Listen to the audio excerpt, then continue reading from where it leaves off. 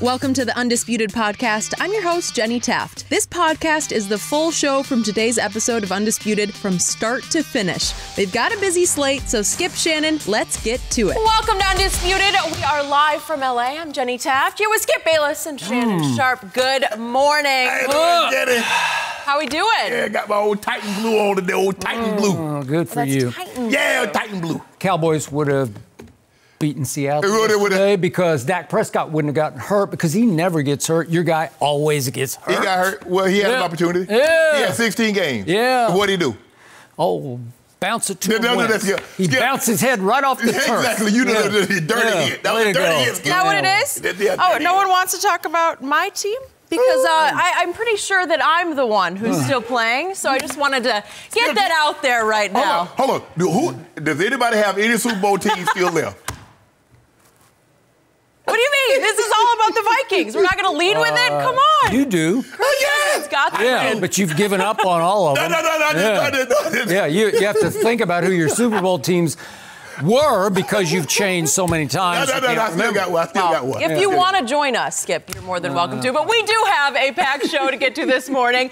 What are Jerry Jones and the Cowboys doing with their coaching? Who is responsible for another heartbreaking playoff loss for Drew Brees and the Saints? You know, I am crying over here. But first, we are going to start with the Patriots, whose season came to a shocking end in the wild card round against the Titans on Saturday night. Derrick Henry ran for 182 yards in the upset victory, but the biggest storyline is the possible end of the Tom Brady, Bill Belichick era. The 42-year-old Brady is an unrestricted free agent this offseason, and after the game, he said retirement was, quote, pretty unlikely. Here's what Brady and Belichick both had to say about the QB's future. Take a listen. I love the Patriots. I mean, they obviously, they got it's the greatest organization, and, playing for Mr. Kraft all these years, and for Coach Belichick, I mean, there's nobody who's had a better career, I would say, than me, just being with them. So I'm very blessed, and I don't know what the future looks like, and I'm not going to predict it. Any decisions made is, it's not an individual decision. There are other people involved, and so there has to be some type of communication, understanding, agreement, whatever you want to call it. And that's not a one-way street. All right, Shannon, where are Tom Brady and Belichick next season? Skip, I believe Coach Belichick will remain the coach of the New England Patriots. I do not believe Tom. I don't see a scenario, Skip. I really don't. And Coach Belichick said something that was very interesting there. He said this is not an individual decision. There are other people that are involved. Now, Coach Belichick already tried to make it an individual decision 2.5 years ago, Skip. So he's already showed you one of his hands. He tried to move on from Tom Brady. And Coach Belichick is a guy that's willing to move on a year earlier as opposed to a year late. Now, he's saying, Bob, now you see the guy that has the number 1 seed in the NFC? That was the guy that I wanted to be the bridge between Tom Brady and our future. And you effed it up. I do not believe. Is that what he's saying? I believe, yeah. Really? Wait, you're talking about the Jimmy Garoppolo that you have little to no respect for? Hold on, Skip. You got to understand, though. I'm not Bill Belichick. Oh, okay. Bill Belichick is a head coach. Bill Belichick is running the show. Bill Belichick have the utmost respect because, remember, it was reported that after he got there, he was texting Jimmy Garoppolo, Jimmy G, after wins. Something that he's really never done with Tom Brady, I don't believe. But you don't think Bill Belichick is running the show. You think the owner runs the show. No, Coach Belichick runs the show. Mr. Kraft intervened on one particular instance. Okay. I do not believe Mr. Kraft will intervene again. Really? Now, given to what he's saying, he said, I hope and pray. What do you hope and pray? You got the purse strings. You're worth $6 billion. You can say Tom Brady will be our quarterback. Could he not? Say Tom Brady is going to be our quarterback next year? Tom Brady's a free agent. Tom Brady is going to be our quarterback next year. He could say that. Now, if Tom does something outside of that, that's his choice. But, Skip, first of all, how did Tom Brady become a free agent? They let it happen. Because normally what generally happens, if someone wants you, you never get an opportunity to see that market. So with that being said, I do not believe Tom Brady will be back. Maybe it's a package deal. Wherever Josh McDaniels goes, maybe Tom Brady tags along. Is it tags along with Josh McDaniels? That was the most disrespectful thing you've ever uttered on this show. Skip, I'm saying they're a package deal. Whether you say he goes or however it is, at the end of the day, I do not believe Tom Brady will be the quarterback of the New England Patriots. Now, how, why, or when, where, I don't know. But I'm saying he being in New England, which I've said from day one, which you thought was asinine, but you're starting to come along with me for the ride. No. Let's get that straight. Okay. You said that Belichick will say no to Brady. I'm saying that now Brady will say no to Belichick. No, you said big difference. No, at the beginning of the year. No. At the beginning of this show in 2016, you said this will be the last year that Tom Brady plays. Wrong. 2017, last year, wrong. 2019, we're talking about this year. You've been wrong 4 years. Okay. 4 years in a row. You've been wrong about Tom Brady. 2016, they're going to the Super Bowl. 2017, they're going to the Super Bowl. 2018, 2019, you're wrong. Exactly. No, 2019, you said would be his last year. In New England. No, you amended it at mid-year. Before the year started, you said he would be done. I said 20 years. You said 4 straight years he would be done, and you've been wrong for 4 straight years. Will you admit that? No. I said in 2019, Tom Brady will not be the quarterback. I said, you said, will he be done? I say, Skip, all I'm saying is he will play 20 years in New England. Did you say in 2016 this will be Tom Brady's last year ever to play? The bottom line is he's looked terrible this year. He will not be in New England next year. Because of what? It doesn't matter why. Well, why doesn't it matter? Did you see the play? This is what we know. His last 2 playoff games, 0 touchdowns, 2 interceptions, 13 points. Now, he had a healthy Gronkowski. He had a healthy Edelman. He had a healthy Chris Hogan, Sonny Michel, and Rex Burkhead. He scored 13 points in the Super Bowl. You say, oh, his line and a healthy offensive line. He got 13. He got 13 again on Saturday night. What are you talking about?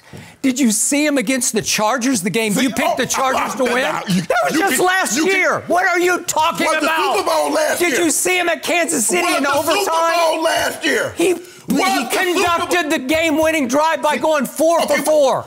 So what's the Super Bowl last year? Did he win? You see what I'm saying, Skip Bayless? Lord have mercy. Listen, this is what you and everybody else does. Everybody else? Yes. You're the only one who doesn't get it. No. You pick a game. Did you see what he did against San Diego? How about those 2? Skip, what about the Rams? I'll take the Super Bowl. I'll take it. What about the Rams? Did he not make the throw of the game to Gronkowski to win the game? What about Saturday night?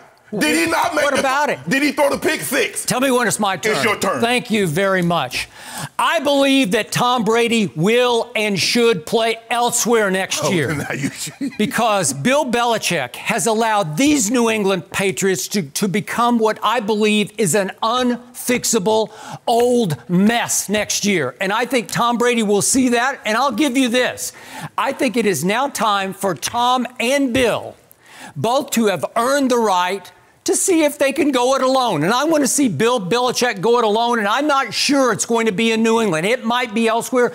Who knows? Long shot, it might even be with my Dallas Cowboys, and I would take that if Bill Belichick wants a landing spot because I think he's going to once again lose this battle. And I'm interpreting what Robert Kraft told Peter King completely differently than you because the quote on Saturday, Robert Kraft to Peter King was, I just hope and pray that we fit into Tom's plans, What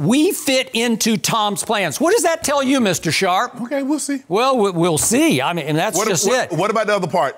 And by the way, I hope he plays or retires. What about that part about retiring? Okay, well, that's what he would obviously say because he does not want to see Tom Brady go elsewhere. Okay, then. So what would he want? 1 or 2? He said, number 1, I want him to go forward with the Patriots, or number 2, I want him to retire because I don't want to have to see him in that weird Chargers uniform. That's what he's saying because he doesn't want to see him just like Joe Montana was with the Chiefs or Joe Namath with the Rams or however you want to look at it. Johnny Unitas with the Chargers. San Diego. You got Emmett with the Cardinals. That's what he does not want to see. And by the way, Tom Brady went deeper into whether he wants to play with Peter King, and he said, I love playing football.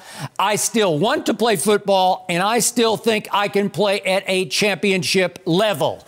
And so do I. And so do a lot of people who really know football, starting with Tony Romo, leading to Chris Collinsworth, and then there was also Randy Moss. If we could just hear what those 3 were saying this weekend about Tom Brady. This is a guess. Okay. I think he's coming back to play. What I saw out of him, not only today, but when I watched him this year, he is not done. He needs help around him. I think he's coming back, and I think he's going to be very motivated to possibly show people that at that next stage, he's not done. There are a few teams out there that would love a little extra help in selling tickets. I'm just telling you, I know there are people that think Tom Brady's finished.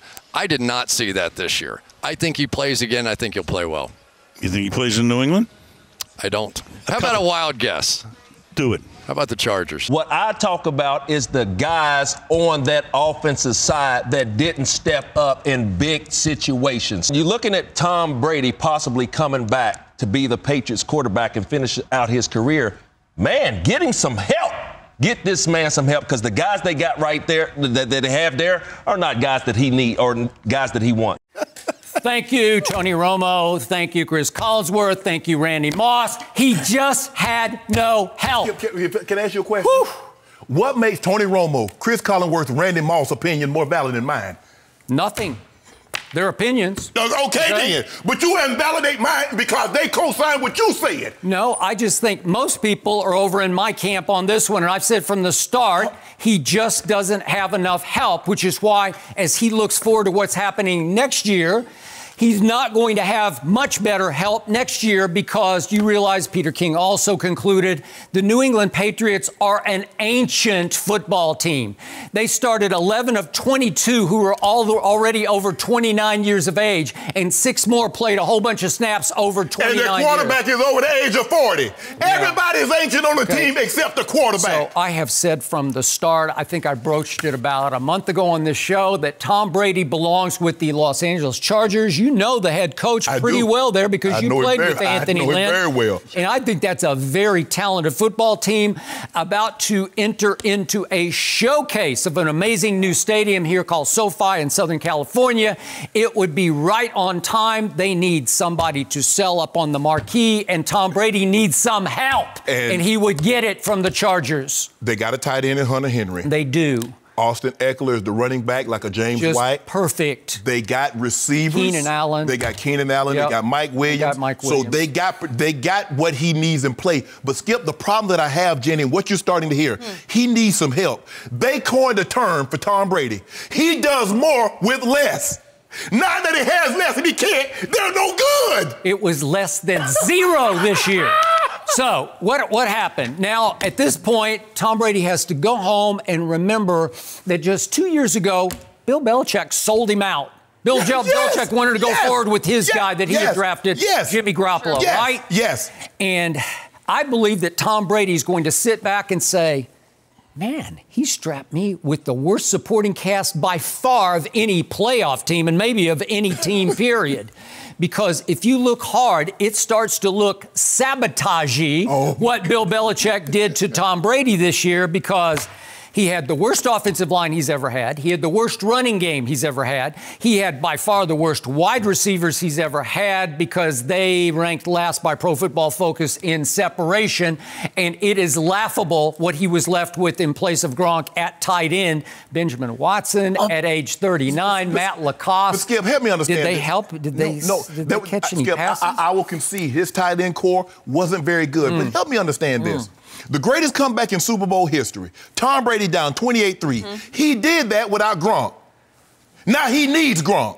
Now, he had a healthy Edelman last year. He had a healthy Gronk, Chris Hogan, and all his offensive line was intact. He scored 13 points. He trusts one receiver and one receiver only, and his name is Julian Edelman, and he is a broken down, beat up 33-year-old receiver who can no longer separate. And what happened the other day? What did it come down to? It came down to that 2nd and 4 pass with 4 minutes left in the game to Julian Edelman, who led the NFL in drops this year. That's what it came to for Tom Brady. If we could just see this play, this is it. I thought, here comes Brady back doing what he... Look at that. Yeah. That's just terrible. He's got Tremaine Brock on him, who they just picked up about a month ago from Arizona. The old Edelman would have put that in his back pocket, made a little swift move, and Tremaine Brock would have grabbed air. And Edelman would have broken up the sideline for 30 yards. You know it, and I know it. He used to be a punt returner. He did.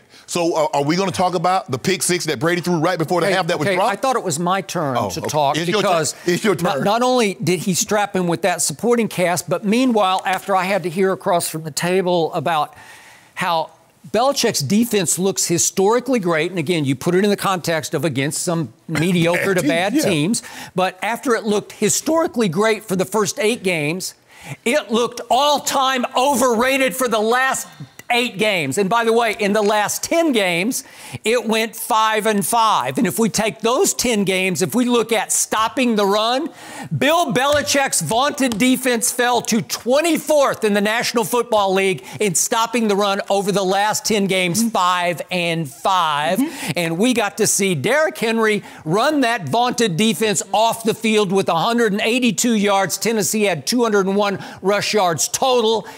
It's abysmal what happened. So Tom Brady's got to sit back and say, can we fix that next year with the bunch of cogs that we had? I still don't know who gets paid in New England because Brady didn't get paid. Who got the money? Stephon Gilmore? What I'm trying to understand, yes, they gave up 200 yards rushing, but that defense only gave up 14 points. Now, Tom, you mean to tell me the great Tom Brady, the greatest quarterback to ever live, the greatest quarterback, the greatest football player to wear shoulder pads and a helmet, can't get me 15 at home? He threw 21 balls to his wide receivers. 7 were caught. You like that? 7 catches by wide receivers in a playoff game for Tom Brady?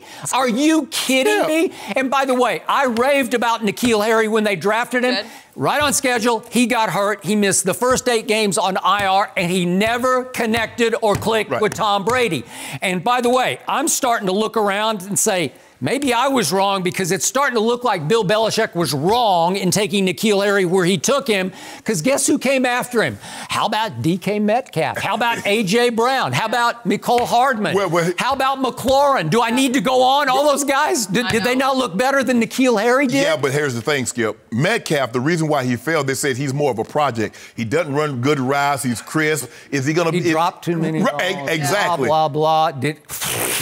Did he not take over the game? Yes. It was a playoff game in Philadelphia, and he took it over with 160. He was up. He's a big Skip. I would have just taken him because he's a big body guy that the DBs are going to have a hard time playing through to get the ball. Think about it. He's T.O. I'm not saying he's going to be T.O., but he's a big body like T.O. and Julio Jones that you have a hard time. There are no DBs that What did he run, like 4.2? He ran 4.3. He ran 4.3. Come on, that is crazy. That's crazy. Enormous. Put it like this. He's built like Calvin Johnson. And so you got to play through that to try. And he's going up against 6'1", 5'11" DBs. They can't play through. Okay, so I had to sit and think yesterday, could Tom Brady have used him? Yeah. Well, you would have thought that, okay, we got Josh Gordon. This guy's a bigger, faster version of Josh Gordon with none of the red flags, I don't think. So, Skip, if that's the direction that you want to go in, you want to go to get a big body. But, Skip, we can't look over the fact that a Tom Brady... Now, the difference is, Skip, is that they settled for field goals because they had it first and goal. They had to settle for field goals in the red zone as opposed to scoring touchdowns. Whose fault was that? Was that Tom Brady's fault? You got first and goal at the 1, and you do not score a touchdown. Why was that? I don't know. Tom Brady's quarterback, right? Oh, yeah. The greatest sneaker of all time. And so why didn't it get called Mr. Sharpe Hall of Famer? You know why didn't they call the sneak on first down? I don't know. They ran left. They ran left. They ran left.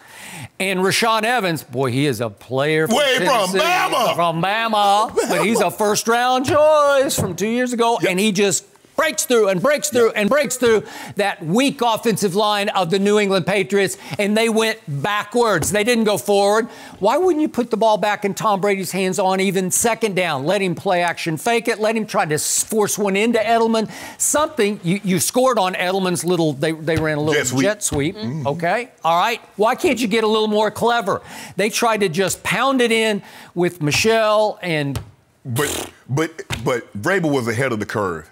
Because he made Brady use 2 timeouts, Skip, because he knew what was coming. Interesting. If you notice, Skip, they shift the line. They're like, oh, you want to go off time? You want to run left, huh? Well, let's shift it. And Brady had to use his timeout because I think Brady talked about it after the game. He said, I didn't like to look. It's my job to kind of get us in the best play possible. Give them credit. That was the difference in the ball game, Skip. They bowled it back when they absolutely had to because it looked like the game was about to get out of hand. And they bowled their backs. But... And by the way, you didn't mention the 3rd and 1 previous to that, all the way up at the New England 47-yard line. And they put the linebacker in the game, Elandon Roberts, and gave him the ball. Why don't you sneak it? He is simply the greatest quarterback sneaker of all time. So why don't you sneak it? But here's the thing, though. You had no problem with him last week throwing a pass to Elandon Roberts out of the backfield. Jenny scored a 30-yard touchdown. You got no problem with that creativity. Now, because it didn't work. Now it didn't work. Put the ball in Tom Brady's hands in a must-win playoff game at home. Okay, what about we going to need 85 yards in the second half? What are we going to do about that? Under your quarterback's watch? No help. I just explained it to you. But Skip, here's the thing. This is what I'm having a hard time. Is that a guy that does more with less, all of a sudden he had no help. Because, Skip, what gave him the nod over Peyton? Because Peyton had Marvin. He had Reggie. He had a Dallas Clark. And before that, he had an Edgerrin James. Brady had none of that. So he was winning against Peyton with less. Now he has less and he can't do it. You know why? Because he's not the same. Oh, and you want to, Skip, at some point in time, this is what you got to realize. If you just give him a healthy Julian Edelman, he's got a shot. How about this, Skip? How about this, Skip? I'm going to equate Tom Brady to a car. Okay. You've had a car, Jenny, for 20 years. Sure. You got a lot of miles on it. You can paint it. You can get new tires. You can get new spark plugs. But at some point in time, Skip Bayless, it's time to move on because you're putting more money into the car than what it's worth. Move on, Skip. Move on. That's all it is, Skip. He's had a great run. But all good things come to an end. Did you hear Tony Romo? No, you don't, because you turned the sound down. No, I need to hear Tony Romo was raving about several throws that Tom Brady made on Saturday night at Foxborough, including one with about 4:17 left in the third quarter. It was another 3rd down that he converted. This one to Julian Edelman, who actually got a crack of separation, just a crack of separation. Whoosh! That looked like vintage Tom Brady velocity. Romo was salivating over that throw. That's big-time throw. That's who this guy still could be for the Los Angeles Chargers. Skip, when I try to put things in perspective for people, I'm never going to say that I was as good or a greater player. Maybe just I was a very good player. But I was a player that aged in the NFL. And the things what I could do is that even as I started to age, I could have a play, I could have a game. But what I couldn't do is consistently summons up what I could in my prime. Tom Brady can have a throw. He can have a game. But he can't be that all the time. You see, Skip, when people got old, when Jerry Rice could no longer separate, they didn't say Jerry doesn't have a good quarterback. They say it's time for Jerry to move on. When Emmitt Smith couldn't get 1,500 yards like he could in his prime, they didn't say his offensive line wasn't blocking. It was time to move on. Tom Brady is the only great player in the history of the game that we make every excuse for why he's getting old. It's the line. It's the receivers. It's going to come. It's coming. I don't care when it is, whether it's this year, next year. But Tom Brady eventually is going to leave the game like every other player. Oh, he eventually will in 2-3 more years. I would agree with that. And you're going to be in trouble if he lands with the Los Angeles Chargers next year because they're going to be a big factor in the postseason. Skip. All I said is this year, if the Patriots were going to do something, it was going to be based because they can run the football and their defense play outstanding. They ran the ball, and I don't really know why they got away from it, running the football, because I thought Sonny Michel and Rourke Beckhead early on was running the ball really well. But if I give up 14 points, Skip, I got to win. I got to win that game, Skip. 182 rush yards? Are you kidding me? Hold on. Wait, I thought the great Bill Belichick, he always takes away what you do best. Did he take away what you do best? No, guess what? His 32-year-old son, Steve, was calling defenses. Skip. Oh, it's come to that for Tom Brady. That's another factor. Brady's going to say, wait, he went with his son? Hold on. Whew. We just talked about a team that went 8-8, that led the league in yards, but was 6th or 7th in points. Yards don't win your game, points does. He might have ran for 1,000 yards, but he got 14 points. So remember who their #1 free agent target was? Adam Humphries, who wound up with the Tennessee Titans, and they missed on him. Remember, #2 was Jared Cook. Boy, he still looked pretty good for New Orleans, didn't he? But I don't know, but Skip this. And then came AB for a minute, and then Josh Gordon cut. And then, remember, Jacob Hollister's been a big force for Seattle, right? And guess what? Belichick traded him for a 7th-round pick? Are you kidding me? This notion that the Patriots always think, well, we'll skimp on the prices, but you get an opportunity to play. They could have had Jerry Cook, but they wanted to skimp on the price. He went to New Orleans. They could have had Humphries, but they wanted to skimp on the head coach. But Skip, here's the thing. Brady did this When the all-time best player, one of the top 2 or 3 players in the NFL plays on a discount, how can someone else expect to get top dollar when he won't take it? But now you're hearing that he wants top dollar. Huh. Well, we'll see about that. I don't know about that. I don't know. He just wants that ring number 7. No. He wants top dollar. Yeah. He wants top dollar, and Bill Belichick ain't getting it to you. So it ended so sadly. No, it didn't, Sanders. Stop doing that. 1st and goal from the 1-yard line with 9 seconds left, and he throws it to a bust of Mohamed Sanu that even you agree was a bust of a pickup by Bill Belichick. Hits him right in the hands. Maybe Tremaine Brock got a fingertip on it, and it pops up in the air for a pick 6. Perfect ending, and I'm sorry, but so long, Bill Belichick. Stop. Don't do this. No mercy. All right, guys, breaking news this morning. Jay Glazer is reporting that the Cowboys have found their coach to replace Jason Garrett. Dallas will be hiring Mike McCarthy, the former Packers coach, to lead this team next season. Wow.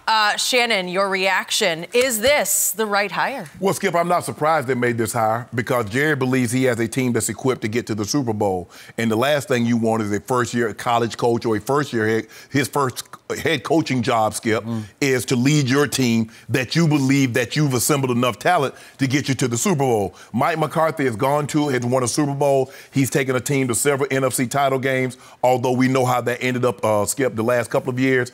I think this is a good hire for him. You know exactly what you're getting with Mike McCarthy. For a long time, he was thought of, Skip, as one of the better offensive minds in football until I guess he and Aaron ran their course that seemed to become stagnant. Maybe he put too much, maybe he got lazy, Skip, because sometimes you can tend to do that. If you have an all-time great quarterback, I can just run anything and he can make it work. It's going to be interesting to see, and it's another reason why he likes McCarthy, Skip. The power dynamic in Green Bay was Ted Thompson, it was Mark Murphy. So he's used to not having a whole lot of control other than just coaching. Because we believe the way the power structure and the dynamic is set up in Dallas, it would be similar to what he had in Green Bay.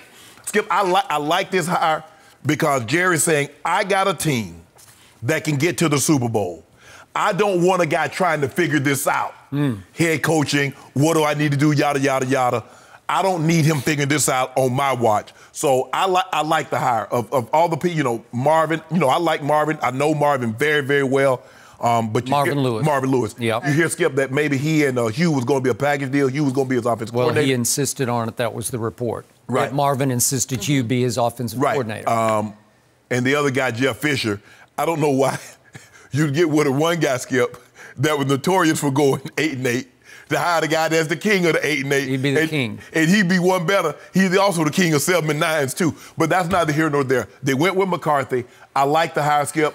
No splash, which is not Skip. Jared, a little splashy guy, you would think. But he said, you know what? Maybe this was Steven. Maybe said, Dad, Jerry, maybe we don't need to do splash. Maybe we need to get someone that's solid, that we believe that can take the team that we have assembled and get us to a Super Bowl. So... Skip. So, your reaction. I thought about Mike McCarthy all weekend. I thought too much about Mike McCarthy.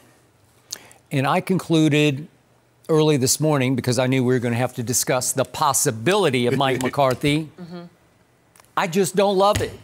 I can't get excited about Mike McCarthy. I'm not saying it's bad because it's not bad. Right. It's just not great.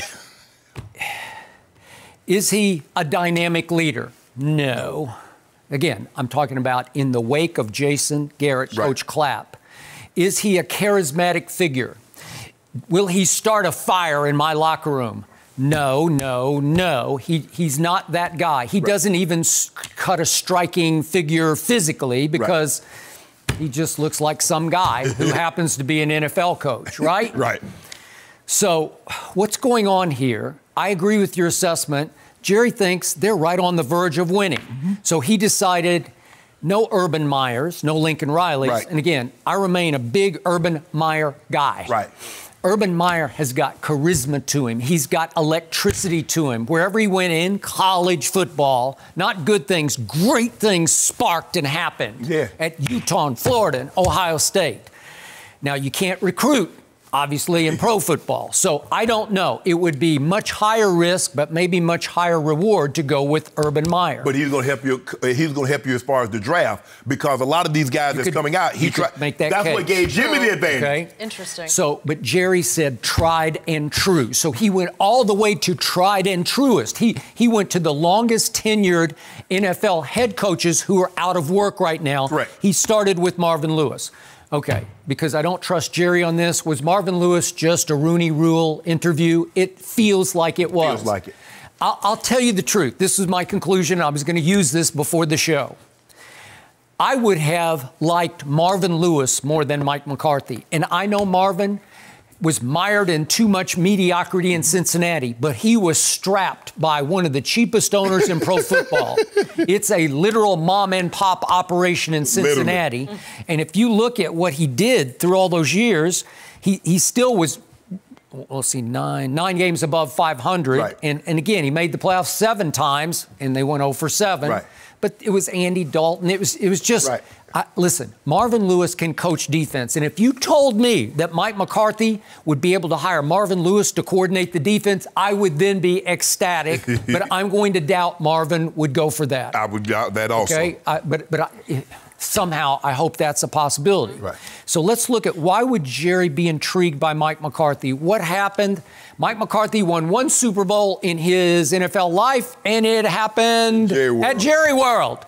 So that day he's out there, and all he's hearing from all of his cronies is, boy, this Mike McCarthy can coach. He can call it. He can call them plays, Jerry.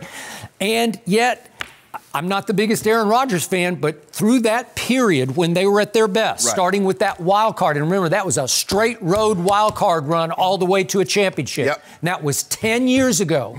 Through that time, Aaron Rodgers was crazy on fire. He was what you call him. He was a transcendent thrower of the football. Right. He was, to your point, the greatest thrower of the football ever through that period. Right. And it felt like Mike McCarthy rode those coattails, right? Right.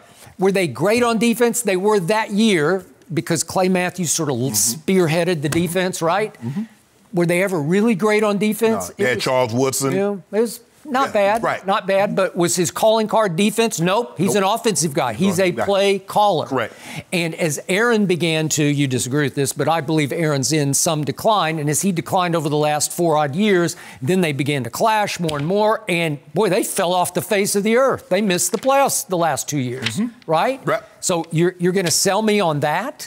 You can't sell me on that. And I get it that all Jerry knows is that they went up to Green Bay for a playoff game against Mike McCarthy. And again, it was the Dez caught it game, but he lost to Mike McCarthy. Right. And then Mike McCarthy and Aaron Rodgers came to Jerry World 2016, Zeke's rookie year, and beat him in the playoffs. Right. So all Jerry knows is the following year and beat him again. Beat him again. They did. They beat him again at home. Right. And then this year, it wasn't Mike McCarthy, but he's thinking, gee, he's Green Bay. He's the Packers.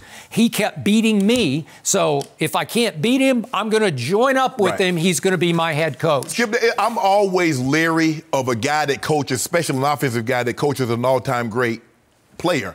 Because we've seen this. We've seen Josh McDaniels. When he goes to other places, he's not the same. We've watched Adam Gase. He's never been the same without Peyton Manning. It's going to be interesting to see how he looks without Aaron Rodgers, because those guys can, now we've seen guys that coach Brett Favre, Red Andy Reid has had great success. Even though he was a position coach, John Gruden, guys have had success. But it's going to be very interesting to see how good Mike McCarthy actually is, because you and I believe that Aaron Rodgers is a top-flight quarterback, whether he's declining or not. But during the period in which he coached it, he was top-flight. So it's going to be interesting to see Mike McCarthy, because I don't think people really is like, well, hell, I can call plays for Aaron Rodgers, and you get a lot of that. So we're going to see just how good Mike McCarthy is, and I agree with you. This is what Jerry wanted. Jerry's like, I got Zeke, I got yada yada, I'm going to bring – I say there's a 90+% chance he brings Amari back. Defense is under contract with the exception of Byron Jones. I need somebody that's coached a championship caliber team before, because they're ready. That's the only reason I can think of. And then, Mike, like you said, of all the guys that's out there, the Marvin Lewises, the Jeff Fisher, the McCarthys, and some of the other guys, I think he said, this is the only guy that got a Super Bowl on his resume. Jerry liked that. Okay? So why was I so against University of Oklahoma's Lincoln Riley? Again, I'm born and raised an OU fan. All offense, no defense. We don't need a wizard play caller. I thought Kellen Moore was pretty great most of the year. I don't know if Jason Garrett contributed to that, but I thought he was pretty great. So is Mike McCarthy going to insist on taking back over play calling? Because he gave it up for a while, and then he took it back. Right. Okay, so is Mike McCarthy going to be calling plays next year? I don't love it. I can't get more excited about it than Kellen Moore. Was one of the stipulations that, okay, you get the head coach, but he stays on and he calls plays. Because if the reports are true, Marvin was insistent that Hugh Jackson called the plays. Okay. My team needs a new mindset, a new fire starter on defense. Yes. The defense slowly faded into the sunset. It could not be trusted when it was time to either show up for kickoff or make the stop in the fourth quarter. Right. So will Mike McCarthy change life in Dallas on defense? Nope. No, you better get somebody, Skip. He needs a fire and brimstone type guy on defense. Because I believe the defense had gotten soft. They had underachieved. They started reading their press clippings. They had gotten their big dollars, and all of a sudden, that hunger wasn't there like it was when they were playing for those contracts. When we were talking about old, established NFL coaches, guys who are 60-ish, 50-ish. Yeah. Jarrett Bell, our friend from USA Today, brought up this morning, what about Bill Cowher? Obviously, he's been on TV for a long time. Coach coming out. Okay, but again, it's been 13 years since Bill Cowher coached down football in the NFL. But at least he was a defensive football coach. So my eyebrows went up because I'm thinking, Bill Cowher was a tough guy. And he fire. Woo. Oh, he gonna light a fire on everybody. Fire. And yet, is Mike McCarthy fire? Nah. No. He might Skip. I don't know him. I don't. It's funny thing, Skip. I made the Pro Bowl. He was my position coach at the Pro Bowl. He used to be a tight ends coach at Kansas City back in the mid-'90s. He did. So that's my only interaction with him. How did you find him? Zero? Like just Skip, look. Like a bump on a log? Skip, when you go to the Pro Bowl, you really tuning out everything. You ain't really paying no attention to nobody. You're not going to get coached. No. Right? No. Well, I had Coach Shula one year. Coach Shula was great, but I ain't really trying to listen. You weren't getting coached. No. So Jeff Fisher obviously was a possibility raised, and he's the king of 8-8. But the only thing that appealed to me about Jeff Fisher, at least he's a defensive football coach. Okay. So I'm looking for defense, and you gave me, I don't know, maybe a little better Jason Garrett. Right. Maybe he's just a little better than Jason Garrett. That's about all I can give him. Wow. The thing I think about is Jerry remains the star. That's what jumps into my mind. Thank you. And Jerry got to be the star. You're not the star. You got the star on the helmet, and then you got the star that sits in the press in the owner's booth. We will. And that's Jerry. And by the way, our man Troy Aikman took another shot at Jerry, which was deserved because he told Mike Ducey in Dallas that it looks like how they handled Jason Garrett was just dysfunctional. Yeah. Why would you keep him for a week? Thank you. Just twisting in the wind. And it made me fearful. Was Jerry at age 77 capable of making this hire? I don't know. Might be Steven. I don't know. Because it made no sense. You didn't offer a guy. He won the division, Skip. He won a playoff game. You didn't extend him. And you have 2 meetings, possible 3 meetings, after he missed the playoffs, going 8-8? What was that about? Were you just keeping him dangling just in case you didn't like Mike McCarthy? I don't know. I don't like it. Yeah, I don't like it. We will, of course, be following this all day. So much more to get to. Jay Glazer, best in the business, getting the scoop. Good job. No mercy. The Vikings came out of New Orleans with a huge road upset thanks to some clutch play down the stretch from none other than Kirk Cousins, guys, tied at 20 in OT. Kirk Cousins hit Adam Thielen on a deep pass to set up a 1st and goal, and then threw the game-winning touchdown to Kyle Rudolph. The Rudolph catch was borderline pass interference, but officials didn't overrule the call on the field. And after the game, former referee Terry McCauley tweeted that it was definitely illegal, a sentiment another former ref, John Perry, echoed. Take a listen. To me, it's a little bit more than just hand fighting. That right arm does get extended. It does create separation. There is actually a little bit of a push, which takes the defender back towards the end zone, which allows just enough advantage for the receiver to get up and make the catch. To me, it is and was OPI. Shannon, in your opinion, was this offensive pass interference? Yes, it was. Because, Skip, anytime you extend your arm, it's offensive offensive pass interference, and that's what we're taught. We're taught that if you're going to get separation, it's with the elbow, it's the nudge, it's not the extension, because they see that. And what P.J. Williams, the DB, was trying to do, Skip, we're also taught as a tight end, if you push me, I pull you to me. If you pull me to you, I'll push you off me. And when he tried to extend, he tried to grab his arm because he knows he's trying to create separation. Well, I need to close the separation by pulling you to me. Yeah, Skip, it was PI. It should have been called on the field. But Al Riveron said something very interesting, Skip. Listen to what he said. He said he looked at all angles that Fox afforded us. Fox, great job. They gave us some great views. There were contact by both players. None of it contact rose to the level of a foul. This is consistent with what we've done all year. We left the ruling on the field. We let it stand. He didn't say it wasn't pass interference. He said what the call on the field, that's what we normally would do, is be consistent with what they called on the field. So that's what we did. It was, I don't believe under any circumstance. He could have literally took two hands and shoved him down.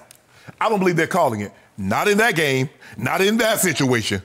Well, it was at New Orleans, so did they not owe New Orleans one? I don't know. No, they say that's what you get for doing all that belly aching. Because you the reason we put this dumb rule in to begin with that had no benefit to no one other than to appease your fans, you, Sean Payton, and your owner, Miss Gail Benson. This was a dumb rule all along. Skip, it was PI.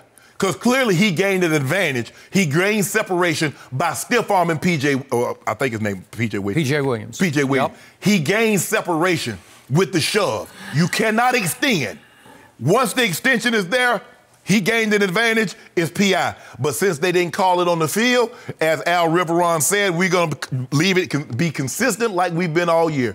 We let the play stand. But it was an obvious PI. Let me get this straight. If Shannon Sharpe had been the side judge or the back judge nearest to that play, I'm throwing the flag. You're throwing. I'm throwing the flag. Whew. Really? I'm throwing the flag because it's obvious PI. I would not have thrown that flag. I didn't think it in real time. I didn't think it after one look. And maybe I'm numb to the fact that all year long, hand fighting occurs on every play. And I didn't think it was enough of a push to become a shove where he gained an obvious advantage. He already had a huge advantage because he's 6'6" and P.J. Williams is 6 feet tall. Right. So he had a 6-inch advantage. And listen, Kyle Rudolph played basketball. He can get up. He made a catch against Dallas, if you remember, on the back line. Whew. Right. Wow. And listen, to Kirk Cousins' credit, I didn't think he had it in him. But he made two great throws in a row, and the first one was to Thielen, who, by the way, fumbled to open the game. And I thought that was the end of it for your team. And he atoned by making a really good catch, but it was a really good throw. It couldn't have been anywhere to Thielen except there, and it couldn't have been anywhere to Kyle Rudolph except right where it was. So to me, he did not gain a supreme advantage. It's not like he pushed him to the ground. It's not like P.J. Williams stumbled off the push. He was still on the play, and even if there had been a huge, even a bigger push, I just think Kyle Rudolph is going to catch that football. Well, here's the thing, Skip. It's not how much of an advantage you gain, because you do realize in a situation like this, the NFL is a game of inches. And that's all the separation Kyle Rudolph needed. Like you said, he already had it decided. He has a 6-inch height advantage. He did. So if he puts the ball at the bare minimum 10 feet tall, P.J. Williams is not going to be able to get up there and get it. But it already was not a fair fight. Right. It was not a level playing field between those two players. Right. And why? Remember, P.J. Williams is a backup corner. I don't know if you call him a nickel. He's not really a slot corner, but he's a backup corner. Right. But they were in full-on nickel that might have been closer to dime because it is cover zero blitz. Zero, yeah. It was a big bomb. And by the way, to Kirk Cousins' credit, the snap's a little off because he's trying to scan and he doesn't come up clean with the snap. He had to sort of juggle the ball in his hands, and he knew exactly where he was going to have to go because he had a small cornerback on his tight end in single coverage. And maybe that was, Skip, sometimes, like, that might have been a blessing in disguise, because a lot of times guys run that route too quick. They don't realize that the guy's in the shotgun. So what it did is that it gave him an opportunity to set his feet, give Kyle Rudolph a little extra time, and he put the ball at the back pylon. It was a perfect throw. And it was absolutely the correct choice. Yes. Oh, yeah. In a situation like that. Because if they just play zone, then Kyle Rudolph he's much easier to defend by two guys who can jump up and try to contest. But once Cousins looked up, he's like, Y'all in zero? Zero. You do realize that everybody is coming. Everybody's coming. You do realize I got a basketball basketball player at 6'6" over here. So he knew. And they also said after the game that was not primary on that play call. It was once he saw who was over there. No, I got it. Skip, it's almost like a situation where you got a jump ball, you put Anthony Davis in the post, and you got a 6'2" guy on it. Yeah. Well, you just throw the ball up, and then you see that happens a lot.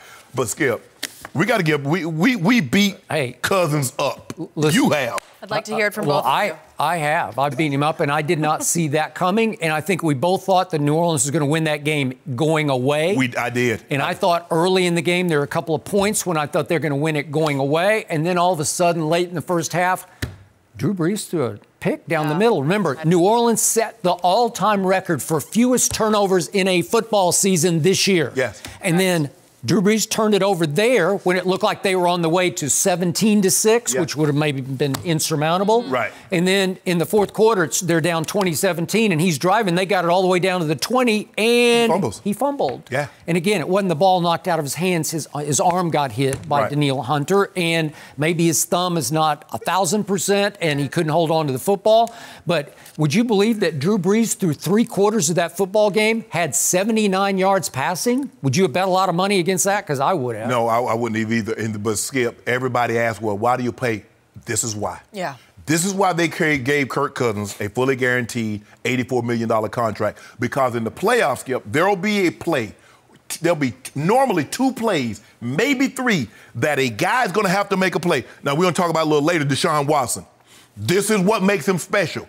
You're going to have to make a play. Russell Wilson, the DK Metcalf, a couple of those throws. There will be plays, Skip, that you got to make in a game of this magnitude on the road. But I think the biggest thing that they did is that if you look at Zim and what he did, Skip, he took some of his best pass rushers and he put them inside. He said, because Drew Brees wants to stay here. He wants to stay in this phone booth. Yep. He put Danielle Hunter. He did. He put Griffithson on the guards. Now, guards are great run blockers, but the reason why Aaron Donald gets so many sacks, they're not as quick as Aaron Donald. So if you put a defensive end in there, Skip, and they do all that spinning and ripping, the next thing you know, they're in Drew Brees' lap. They're getting him off his spot. So I congratulate Kirk Cousins, but I want to make the case you have to take into account the circumstance of yesterday. What? Nobody expected him to win that game. The expectations were less than 0 for the Vikings in that game, and it allows Kirk Cousins to play without expectation on his shoulder pads. He was not the $28 million a year man yesterday. He was Kirk Cousins, who was, by the way, 0-6 in overtime. Yes. He was 1-6 against my Dallas Cowboys in rivalry games. He was 0-4 against Dak Prescott. He was abysmal in any game of any magnitude that he had ever played in until then.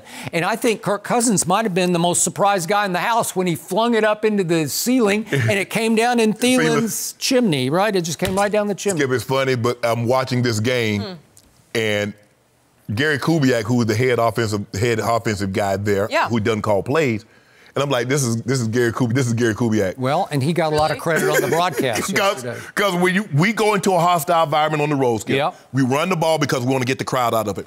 We're not going to have a whole lot of checks, Skip, because we don't want to get them, they're going to start jumping around and the crowd's going to get even louder. We probably have one pass check because unless they give us something egregious and we know we can get a home run on it, I agree. We don't want a whole lot of movement. We don't hold a whole lot of checks. Got it. We just want to get up and they ran the football. We hadn't seen anybody run the ball on New Orleans like this all year.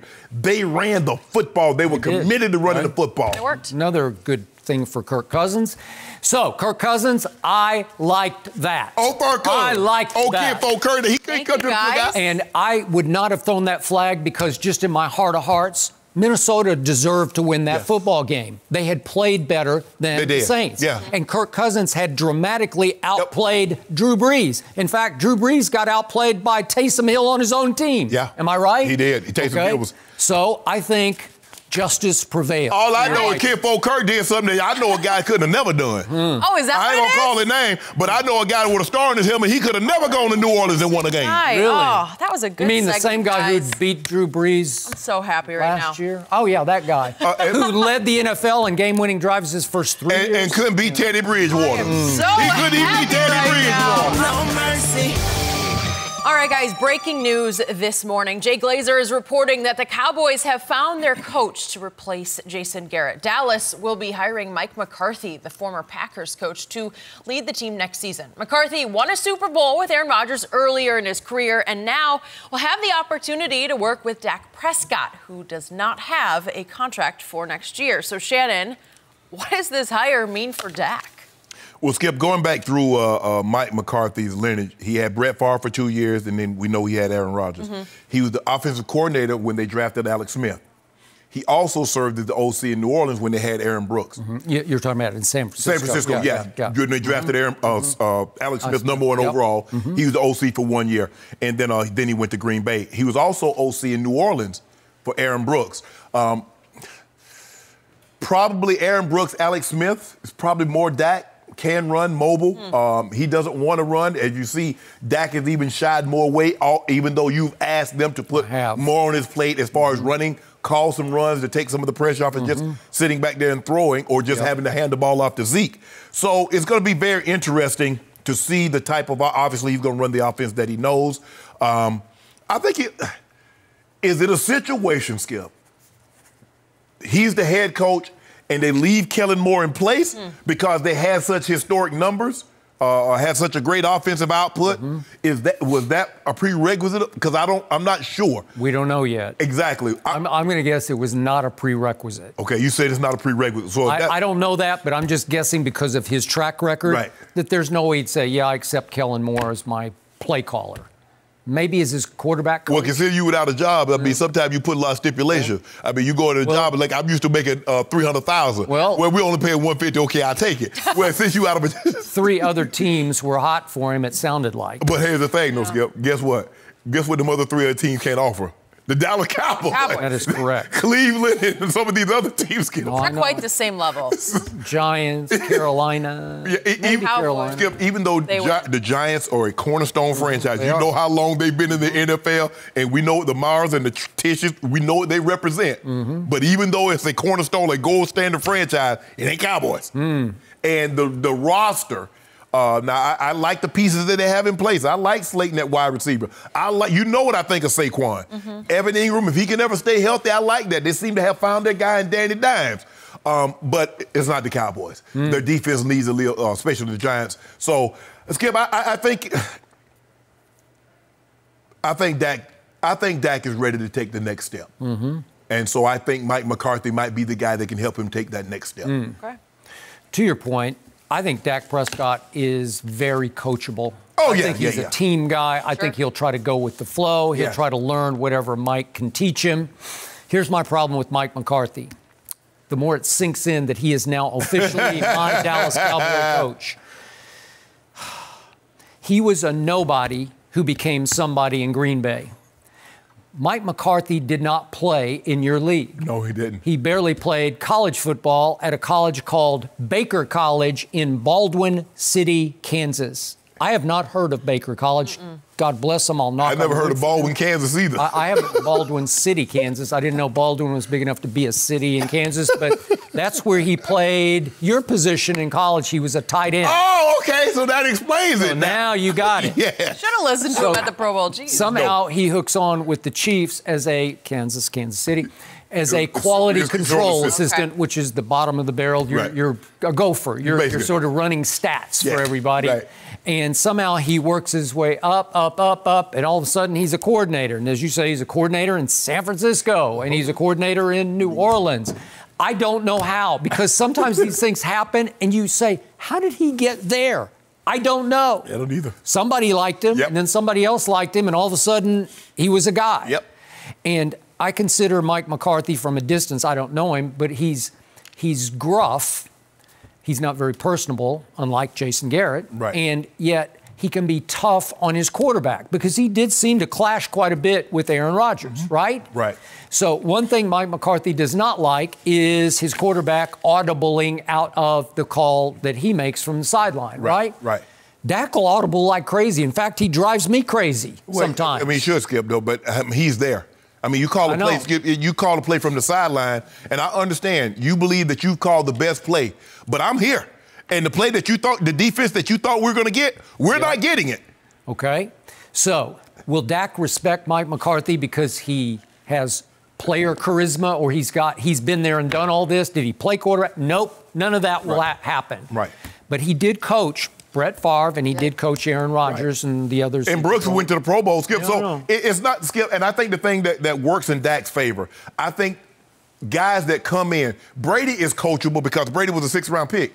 How you gonna give you your butt to kid, Skip? You a 6th-round pick. You about to be up out of here. Fair enough. It's not like Peyton Manning. It's not like Alex Smith, who was #1 overall draft picks. They have a different mindset. Or Aaron Rodgers, who thought he should have gone #1 to San Francisco. Correct. Or a first-round draft pick in general. And remember, this is to Mike McCarthy's credit, I think Aaron never quite bought in because he knew Mike McCarthy was somewhat responsible for him not getting drafted in San Francisco. Skip, we reported that, how you like that pick in San Francisco, you know, the guy that you took over me. So, of course, there's a little bit. To know that, okay, this is my head coach, and you up here, you get in front of Aaron was spectacular, but you took the other guy in front of me. Okay. But to me, it's kind of hard to screw up Brett Favre and Aaron Rodgers, right? Yeah. I mean, come on. I mean, seriously. Yeah. Aren't you going to get to ride some coattails? Aren't you going to be a little bit successful by association? Yeah. It's kind of like, Skip, you go from Joe to Steve Young. Wow, you really suffering. Okay. So, will Dak take another step next year? I don't see it. I just don't see it unless he keeps Kellen Moore, because it's clear to me that Dak and Kellen Moore have a wavelength. But Skip, it's okay. Look at Mike Tomlin. When Mike Tomlin came to Pittsburgh, he didn't like, I'm getting rid of Dick LeBeau. He's like, no, I'm keeping him. Why would I get rid of him? You see where they ranked defensively? If you see where the Cowboys ranked offensively, they got a system in place. Dak is very comfortable in this system. Why make somebody learn a new system all over again? It's easy for you to learn the system as opposed to have 25, 30 other guys learning a new system. Okay, and yet you mentioned it. The Dallas Cowboys this year put up historic offensive numbers. We could go deeper and deeper, but we've just beaten this table all year about how explosive they can be on offense. They simply did not make the play to win the game at the moment. Right.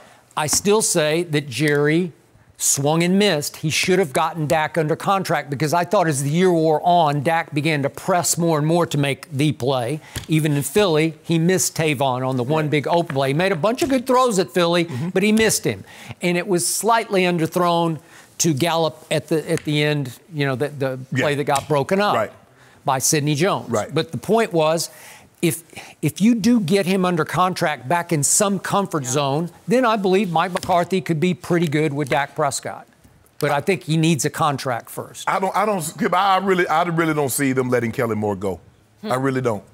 Well, again, he could get relegated to just quarterback coach. True. Is he going to be allowed to call plays? I mean, somebody will give him an opportunity, Skip. After his resume, even this 1 year, Skip, somebody gonna give him an opportunity to call plays. Oh, somewhere else. Yes. I'm not being no quarterback. Not being no quarterback coach. No. You don't go down. No. Man, I don't know. Mike McCarthy is his own man, obviously. He clashed with Aaron Rodgers and took him on so hard that he finally lost his job over it. Well, maybe he learned his lesson, because I don't know if he noticed, but Dak is getting that kind of power when down. The quarterback, Skip, you know this, the longer he stays and the better he gets, the more power he gets in an organization. And trust me on this. The most respected voice in that locker room was not Jason Garrett's, it was Dak Prescott's. So he is the unquestioned leader of that locker room. Right. You can't take him on. You can't try to usurp that and come in trying to take over the locker room. And granted, Skip, he was there when Aaron got there.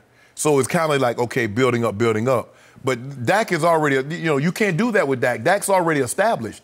So you can't go in there, and I think you'll learn, Skip, like, okay, this is the way I coached Aaron. But you have to understand players' personalities. Everybody doesn't react the same way. Because I've seen guys, Skip, some guys that you can yell at, and they wouldn't pay them no attention. Okay. And I've seen coaches yell at some guys, and they step to them like, okay. I agree. So, would Mike McCarthy walk into the Dallas Cowboys situation, having been a coordinator at the highest levels, having run the offense for Brett Favre and Aaron Rodgers, and say, I'll defer to Kellen Moore? I just don't think he would do that. I believe he would, Skip, because considering what Kellen was able to do this past season, and granted, they were 8-8, but 400 yards is 400 yards. Okay. Led the league. That's a lot of yards. Okay. That was a lot of third down conversion. Now, a lot of it, Skip, they were behind, but still going 48, 50% on third down, that's high. And Kellen Moore did call those plays. Now, we might not agree with, maybe he didn't mix it up well enough in certain situations, but he was the offensive coordinator. Such as 2nd and 2 at the 11 against the Minnesota Vikings when they're on their heels and we go Zeke, You're Zeke, not gonna Zeke, forget that lose. I'm going to remember that one and smile. No mercy. Breaking news this morning, Jay Glazer is reporting that the Cowboys have found their coach to replace Jason Garrett. Dallas will be hiring Mike McCarthy, the former Packers coach, to lead the team next season. And we're now joined by Fox Sports NFL analyst James Harrison. Good morning. Good morning. Big news around here. So, James, in your opinion, was this the right hire for the Cowboys? I think it is the right hire. His qualifications, they speak for themselves. He's over 60% through his career. He's made the playoffs. I think it was 9 out of 13 of his seasons as a head coach. The only thing that would make me question this is his stubbornness and Jerry's stubbornness. Is he going to allow, Jerry to micromanage him? And that's the thing. Or is it going to get to a point to where Jerry has come to where he's like, you know what, I'm going to allow him to do what he does, and at some point in time, if it does or doesn't go the way I want it to go, then they may, butt heads. But as far as his qualifications, I don't think it's another person that would be better for that job than Mike. Kip, I was just looking at this. I didn't know this. Mike McCarthy was 6-1 against Jason Garrett. He's 8-3 overall against the Cowboys. Jerry like, well, hell, if I can't beat him, I'm going to just let him join. I said. Just say that. And he won his one Super Bowl at Jerry World. He might be the only coach that we got that can win in Jerry World. Okay. Skip, for me, is that when you look at it, of the coaches that were out there, Jerry believing that he has a team that's equipped to get to and win a Super Bowl right now, let's get a coach that's been there, done that.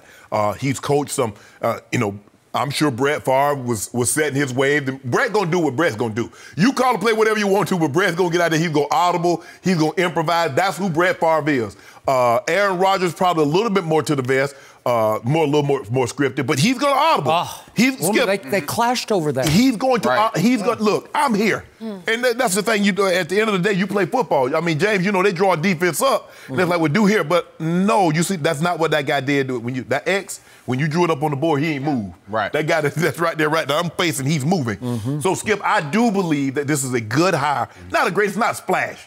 And I think the thing is that we think Cowboys, we think splash, because that's what the Cowboys is. 3 of the top 5 games this year on the NFL had Cowboys involved. We think of that brand, the big star on the helmet. This is not anything splashy. Mike McCarthy is a gruff guy. He got a little big, got a little gray coming in that thing, Skip. Yep. We'll probably go have some just for men in that thing when you see him at the press conference tomorrow. But that'll be okay. He doesn't really look the part, does he? No. Well, Skip, that's the way they go because Mac Patricia. Remember, he had, Coach Pencil, you got David. So I got it. That seems to be the guy. But I like it. I like that. I don't love it, but I like it if they leave Kellen Moore in place. Okay. So, how many times did I come out here this year and say, after another Cowboys loss, my defense came out flat and lifeless? This move leaves me flat and lifeless. I try to love it. I hope it works. But I'm not like you, and I'm not like you yet. Maybe I'll get there, but I've been thinking about Mike McCarthy the whole weekend. Well, you manifested it. Maybe I did. Maybe I thought it into existence because I didn't speak it into existence. You think it's better? You know what? I hope I don't start missing Jason Garrett. That's all I got to say. I don't think that's going to happen. I had more respect for what Marvin Lewis did in Cincinnati than what this guy did riding the coattails of Aaron Rodgers. Because, seriously, Mike McCarthy went as Aaron Rodgers went. Yeah. When Aaron Rodgers was the transcendent thrower of the football that you said he was, Mike McCarthy looked pretty good. And he had Brett Favre for 2 years, too. Okay, he did. But the one big Super Bowl roll, with and it was Aaron. all on the road. It was all wild card road games. I'll go with you there with Lewis. Okay. For the simple fact that I believe he will let Jerry micromanage him a lot more than what McCarthy will. Okay, but Marvin Lewis, I know a little bit to tell you. You played against him a bunch of times. I played with him, too. I forgot about that. Yeah. Oh. He's a tough guy to me. He's a no-nonsense guy. That's just me. I don't know what you see. You're not. Mike Brown will let him do it. You can you can manage to do some things that you maybe shouldn't do with Lewis that you maybe do with because he had a bunch of players who were kind of on the edge and he let them go a little over the edge. No, Mike Brown let them go. Yeah, maybe. Okay. Nah. All right, that's fair. No, that's fair. I needed to hear that. But my gut feeling coming in here today was I would take Marvin Lewis over Mike McCarthy. Okay. And now I'm hoping maybe that there'll be another bombshell announcement that somehow Marvin Lewis has agreed to be the defensive coordinator of the Dallas Cowboys. I would take that. And maybe I'm still caught up in what happened in 2000 in Baltimore because that was all-time great, right? Right. Yeah. And he was, again, he got to coach all-time greatness, right? Yeah. But you were there. Yeah. I mean, how did you see that? He had him ready to play. Right.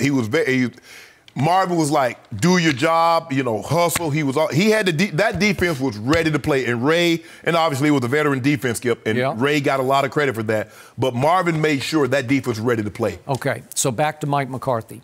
Look at what happened to Mike the last 4 years he was the head coach of the Green Bay Packers. And again, he was play calling, and then he would give it up, and then he would take it back. But look at the last 4 years. And again, this is somewhat because of the decline, I believe, of Aaron Rodgers. Okay. Going back to 2015, they finished 23rd in yards gained and 15th in points. That's not very good. Nope. They bounced back in 2016, the year they came to Jerry World and beat Dak and Zeke when they were rookies. And they were 8th in yards and 4th in points. Okay, that'll work. That was pretty good. But 2017, they went back to 26th and 21st in points scored. And then his last coaching year, 2018, they were 12th in yards gained and 14th in points scored. Well, these are average, and so I averaged them up. In his last 4 years, he was 17th in yards gained on average and 14th in points scored on average. Well, that's just mediocre at best. So that's 4 years of mediocrity on offense featuring Aaron Rodgers. Right. Now, they were clashing about audibles and this and that, and they were going at it behind the scenes until finally, to your point, the big guys upstairs, especially Mark Murphy, he finally just said, enough is enough. And remember, he fired him on the spot after that home loss to, I believe it was Arizona, and he just said, that's it. Yeah. He went upstairs and fired him, right? Right. Okay. Well, that's the way you do it. You don't leave the guy lingering around for weeks. Okay. But bringing other people again, in and Jerry did that on purpose. Don't think he didn't do that, Skip. With the Eagles game going on, and he let that information out there. That is a good point, sure. And it would be vintage Jerry. Just wait. I think I'll disrupt the Eagles game with this announcement. Y'all think y'all doing something out here? Put that in your timeline. We're talking about it all day. Clearly, his timing is very interesting. So how am I supposed to get fired up about a guy who does not fire me up? Well, if you can't have Marvin Lewis as the defensive coordinator, who would you like to see as a DC? Well, again, I thought once upon a time Rod Marinelli was a fire starter, man. I thought he'd go in there and Skip. You got Sapp, you got Brooks, you got John Lynch, everybody. That's the answer to all this. Yes. Right?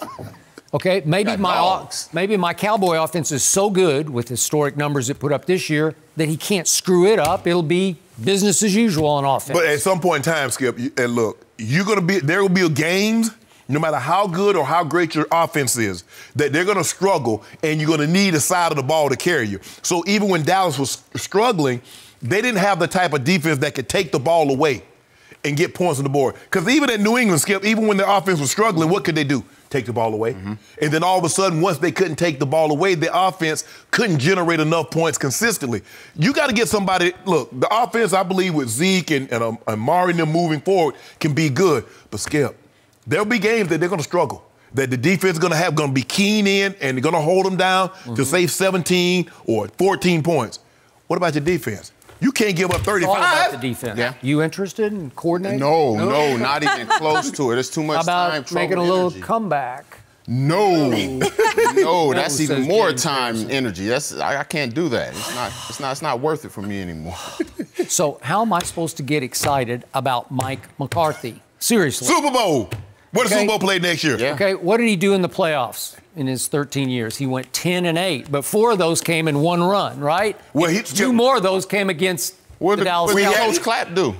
Huh? What did Coach Clapp do? Not much. But Skip, he was supposed to go. They were supposed to play New England. Now I don't know how that would have turned out with that onside kick. All Bostic, when Seattle kicked the onside, all the guy had to do, Skip, is just do his job and block. You see Jordy's coming like, oh, I got this thing. We going to the Super Bowl. What you do? and Seattle gets the ball, and boom. Okay. Sometimes the ball bounces right for you, and it better bounce right next to you. Right? Okay. Ooh. Boy, I got Mike McCarthy. Mike McCarthy, you better come out and do it gangbusters. Because all the time dealt with the last 10 years. Like you said, you've been at Jason Garrett's door, knocking on his door, trying to get him up out of there for 7 years. Okay, now you got buyer's remorse now. I don't know. I don't know. If you told me Urban Meyer, I'd say, whoa. Well, you ain't got Urban. Whoa. The table. Yeah. Hey, come on. No. If you told me Bill Cowher had come out of retirement, you know Bill Cowher. I know. It's been 13 years since he coached, but what if he came out and he said, oh, good, I'm going to go in there and I'm going to kick that defense's tail? I'd say, bring it on. I'm excited.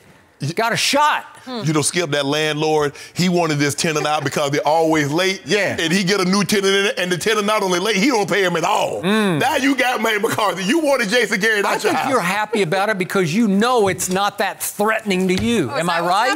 No. Yeah. I'm walking to him, go get healthy. One walking to him, get healthy, we get all our guns back. We don't matter who you got. Do you think in Philly they're going, ooh, they got Mike McCarthy? Nah. Probably not. No. I think we're jaded because of the relationship with Aaron Rodgers. Favre has spoken really highly of McCarthy. So I think just to keep in context, would anyone get along with Aaron Rodgers? Well, I want to talk to Aaron Rodgers when he on that Aaron scotch. Rodgers is a little hard to get along That's with. what I mean. Yeah. Like, I want to hear Aaron Rodgers talk about McCarthy when he on that scotch. You know, when he on that scotch, he gonna tell the truth. Get him at Club Shay and see what he say. Like a lot of things are said at Club Shay. I don't know. Always good to have you, James. Appreciate your insight on this breaking news.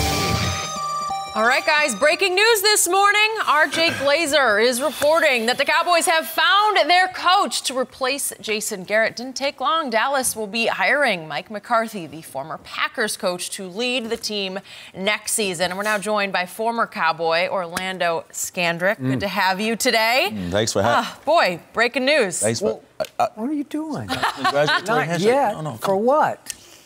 We missed the playoffs. Thank you. Yeah. He a hater. He over there hating. He over there hating on the slide. It's another team that's going to be watching the next round from the same place. That is true. A hater. Cry, Eagles, cry. What is your reaction to this? I just call it how I see it. Seriously. I don't know. To be determined with Mike. Okay. I need to see how he formulates his staff. Yep. I need to see. The situation seems very, very similar to me. Wade gets fired. You know, Jerry puts in another guy that is the voice of the team, but then he surrounds him with other guys that have potential to be young and up-and-coming coaches. If he forces him to keep Kellen Moore as an OC, but lets him be play caller, he keeps John Kitna as a quarterback coach, and miraculously, Jason Witten finds his way on the staff, then we know what time it is. But, I mean, I need to see the staff first, and I need to see what's going on with my quarterback. It can go either way with... Okay, just evaluate Mike McCarthy in and of himself. If you were still in that locker room, would you be excited? I mean, I would, because it's a new voice, and I mean, his track record is proven. But then when you sit back and you really look at it and you really dive deep into it, for all 13 seasons, he had one Hall of Fame quarterback and another Hall of Fame quarterback. And then when he didn't have a Hall of Fame quarterback and he had those other guys, his record was kind of With no count, it was he was terrible. Yeah. But, I mean, we'll see. We will see. Well, the staff is going to be interesting. I'm anxious to see this defensive staff because offense, it don't matter who sits on the staff. He's supposed to be an offensive genius. That's supposed to be his expertise, Skip. So now I want to transfer that and see what you do on the defensive side of the football. It's going to be interesting to see. Like you said, Skip, I mean, he only had Brett for 2 years, but the bulk of his tenure is going to be identified as with Aaron Rodgers. What did you do when you had a historically all-time great quarterback? You only got to one Super Bowl.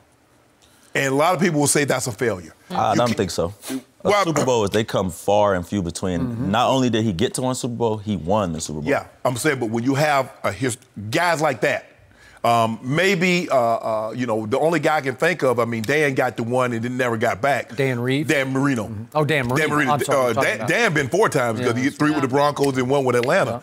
Yeah. And I just think that people think, when they look at Aaron Rodgers, they put him, say he's a top 5, top 6 quarterback of all time. Correct. And they feel that they should have gotten more opportunities to get to Super Bowls than the one time that they got there and they did win it. So that's going to be very interesting. I think they have a very good young and up-and-coming team. They got skill positions at the yin-yang. I believe Jarwin should start at tight end. I'll buy that. On from Jason Witten. I think he's going to be a coach. He says he wants to coach. Well, let him coach. Let him coach, but he don't need to be catching passes. But I don't know how they got talent up to yin-yang when they don't got a quarterback with a contract and they got a #1 receiver without a contract. Well, he ain't gonna and win. I don't know people that work without contracts. Well, they got a #1 corner without a contract. Oh, he history. You think so? He's gone. Really? Yeah. I don't think they can afford him. Well, I think that's a luxury. Somebody's got to play that position. It's a luxury at this point. You saw what Peters got. So that's the going rate. 14, 15 million. Then you're gonna say 16, 17, 18 million for Cooper. So are you going to Anthony Brown as your starting? He's a free agent too. Okay. Well, I think he want to get paid too. Everybody want to get paid for their services. Are you campaigning? No again? way. Okay. No. Okay. But that's the thing, Skip. But look, Mike McCarthy resume is like, and that's the thing, Skip. Once you get that Super Bowl title, Skip, once you get that on your resume, that's a game changer. You're a made man. That's how people for life. People know like, he's a head coach. They introduced Jeff Fisher. They said head coach of the NFL. Marvin Lewis, head coach. When they introduced Mike McCarthy, Super Bowl winning head coach. That's so true. Oh, with a player, Super Bowl winning player, Hall of Fame. Skip, you get those, those adjectives before that. That's a game changer. That don't make him the guy. I mean, I don't know. Like I said, I need to see his defensive staff. Yep, if I just close my eyes and I thought for a second, it's going to be Chris Richard calling the defense. No, hell no. That's going to happen. No. That's going to happen. Chris Richard, did you see what he did last year? I'm just telling you, he's highly thought of in that organization. Jason Garrett was highly thought of in that organization. Well, I highly thought of Chris Richard until this year. You did. Who do you hire? About him. Well, if Marvin Lewis would come back and coordinate the defense, I would do it. You want to? How about I tell you what? I get you one. How about this here? How about Rex Ryan? Okay. What about old Rex?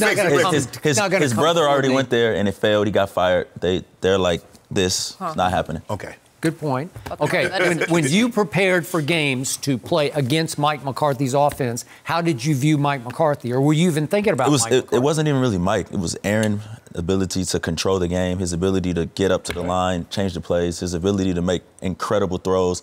But, I mean, I think Mike McCarthy is a great coach. It's to be determined. Okay, but I think he pretty much went along for the ride that Aaron Rodgers took him on. I think in the end, that's what happened. I mean, every great coach it starts with great players. It's not about the X's and O's. It's the Jimmys and the Joes, and we'll see. You got a different quarterback. It's a different style team. Mike McCarthy has been more of a pass-first team. His knock is not being able to run the ball. They haven't. By the way, they never ran the ball except for 1 year. They were top 10 in rushing with Eddie Lacy, who ate his way out of the league. Yeah. So I don't know. I'm not super excited. Yeah. Okay. So last Friday, you brought up the name Sean Payton, and I jumped up out of my seat. Like, yes, I'll take that. But it's going to require a big blockbuster trade, 2 firsts and 2 seconds, and I don't love that. Yeah. And again, it's harder to sell Sean off last night when they sort of laid a big egg at home. It should have been easier.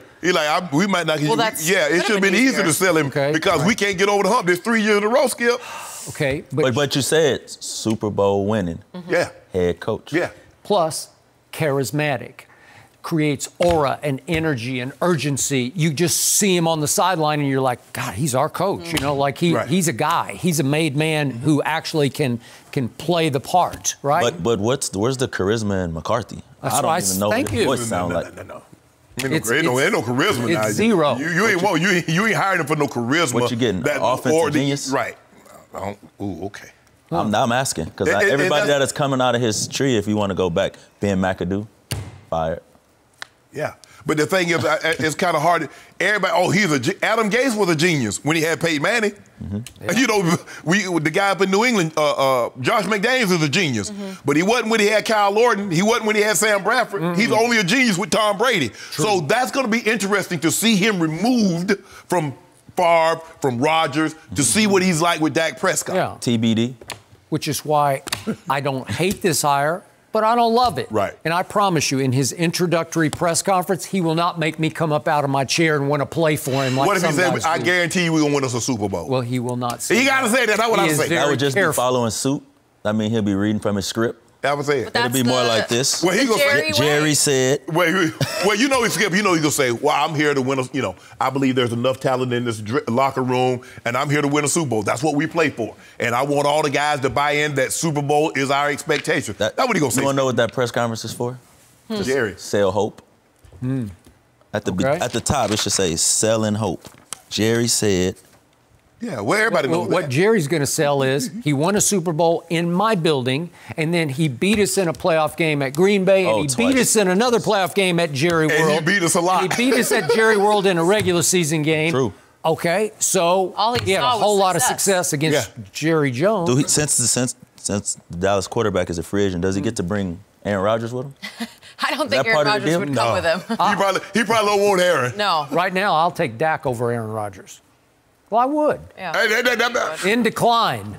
Will you tell Skip Aaron Rodgers is not in decline? He is still that guy. No, he's still that. He that dude. Well, we're about to find out. Dude. We are about to find out. Decline. Oh, hold on. What you thought? You say Seattle gonna beat them? I do. You realize that Mike McCarthy, time out. His last 2 years in Green Bay, they missed the playoffs because Aaron Rodgers could not take him places. He couldn't take him places. The man broke his collarbone the next year and he played with a bum. What did I just tell you? Last 4 years that Mike McCarthy ran the Packers and basically ran the offense, they finished an average of 17th in points scored and 17th in yards gained and 14th in points scored. That is mediocre. But what I can say is that them last few years, the Packers O-line struggled to keep Aaron Rodgers clean. Yes. They struggled to protect him. I think he's inheriting a much better offensive line, but their style of football is just it's the only way they know.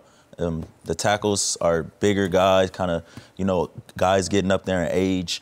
The guard, Zach, phenomenal. The center, he's a great player. Well, this year they were top 5 in pass protection. What are they going to do with the other guard, the left guard? Is it going to be Ciafula or is it Connor Williams? Connor Williams, or what is it going to be? What style of team are they going to be? Because he's more of a passer. Now, you got Zeke back there. Zeke needs 250 touches. I mean, rushes, not just touches, touches. To get rushes, they all need it. Jerry needed to get his money's worth.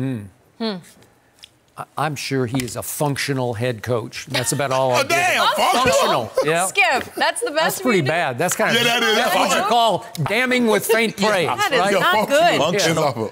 Functional. Yeah, I'll go there. That's the quote we're going to go with. Functional. He's functional. I hope he's not listening well, to that he knows how to do it. He knows how to set up practice and all that. That's good. Good from far, but far from good. Yeah.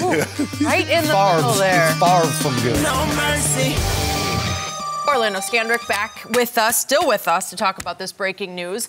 What will Dallas's record be under McCarthy next year? We're 8-8 this year. 10-6, 11-5ish. Oh, you'd go that high? That's pretty. Well, no, he's just high. No. You on that Henny already? No, I'm not on that yet. Really? I switched to that 42. Did you? Yeah, we on that DJ. Second place schedule. They're gonna play the other second place teams. I think they'll be kind of unpredictable at the beginning of the year because new system, new scheme. The scouting will be different. They'll be very vanilla in preseason. So I think 10-6, 11-5. I see no reason why they're not a wild card team. I think between them and the Eagles got a lot of unknowns too. They got some older players. They got a quarterback that can only walk to the locker room or the tent when it counts. That is true. But, Thank you for saying you saw that man get dirty. Bingo! Boom! Walk him to the locker room. Hold up. Walk him to the locker room. When you watch crime movies, when they hit somebody, what they do? Where they hit them at? In the front of the head or the back of the head and knock them out? Right. The man hit him in the back of the head. No, it's a moving target. What you expect? They don't move in target. I bet is he gonna get fined? Yes or no? I don't know. You know. I know. Is he gonna walk to the locker room? Whatever. It's over. They lost. We lost. Walk him to the TSA lines for vacation. Okay. That is hard. Okay. Their division. They got the NFC West, and they got the AFC North. So Cardinals, 49ers, Browns, Steelers, Falcons at home, and away Seahawks, Rams, Vikings, Bengals, Ravens. I mean, they got another thing. Old Mike McCarthy about to step in on Jason Garrett's shoes, hit that old 8-8 button. No, sir. 8-8, 9-7. No. I'll give him that. Oh, so you can put a little hedge on there. Yeah, I'll give him 9-7. 9-7. I think 9-7, but you done win in the division. Did you have a little DJ this morning? They really do. But y'all not winning the division. Exactly. Seahawks, you know how tough on the road. Rams, they get you in your building. You know what they do to y'all in there. The Vikings, old fur cousin, he already did it to you last year. Y'all might get the Bengals. Y'all probably get the Bengals. But old L. Jack, you know L. Jack gonna be ready coming off of MVP. There's another one. How long is he gonna stay healthy? Don't worry about all that. Don't worry about all that. And the Cardinals, you say you love LaColla. He should take a next step. 49ers, they're not going nowhere. Jimmy G, he's supposed to be up in New England right now. But anyway, Steelers, Big Ben back, Matty Ice and Julio. Yeah, y'all 9-7. Bucket. When the last time the Falcons did something? The same time last time the Cowboys did something. When the last time the Falcons went to the playoffs? They went to the Super Bowl. No, the playoffs. When y'all went to the Super Bowl? The playoffs. Last time. The play. You just told me about McCarthy. If you don't, it's just you always anointed because that Super Bowl. Now you eating out of both sides. No. Both sides. You eating out of both sides. No, I'm saying that's how people perceive him. I'm just saying you eating out of both sides. No. You're not 8-8. I told you 8-8, but you ain't want to listen to that. Okay. So you're sticking with 8-8. I'm giving 9-7. You don't skip. I'm generous. That New Year. No, you're scared. No, because 2019, I was a little harsh, Jenny.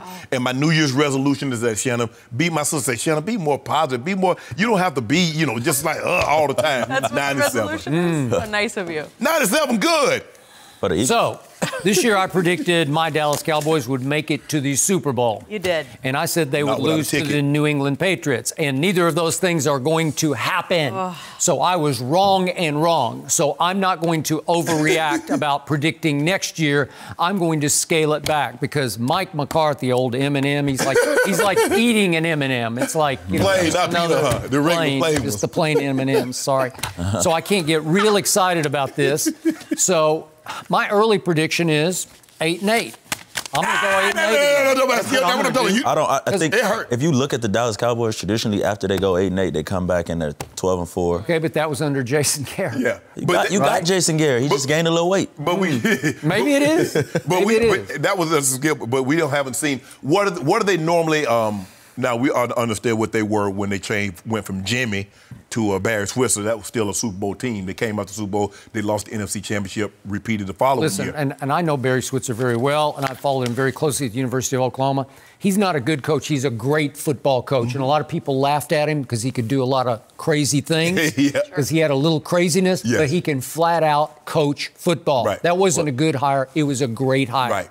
And those players, after about one camp practice, they were ready to run through the walls for him because he could get you ready to play a football game. I was just going to come at it from that way. It's just like, can he motivate, like, damn the football coaching. Yeah. Can he motivate these guys to be the best players and bring it out of them? And I think the last few years, Jason couldn't get that out of them for whatever reason. Can Mike, motivate them? Can he get them to believe? Can he, grasp their attention and keep their attention through training camp? Can he make training camp just as enough challenging, but at the same time, can he know when to scale it back and keep them fresh and have them ready to go?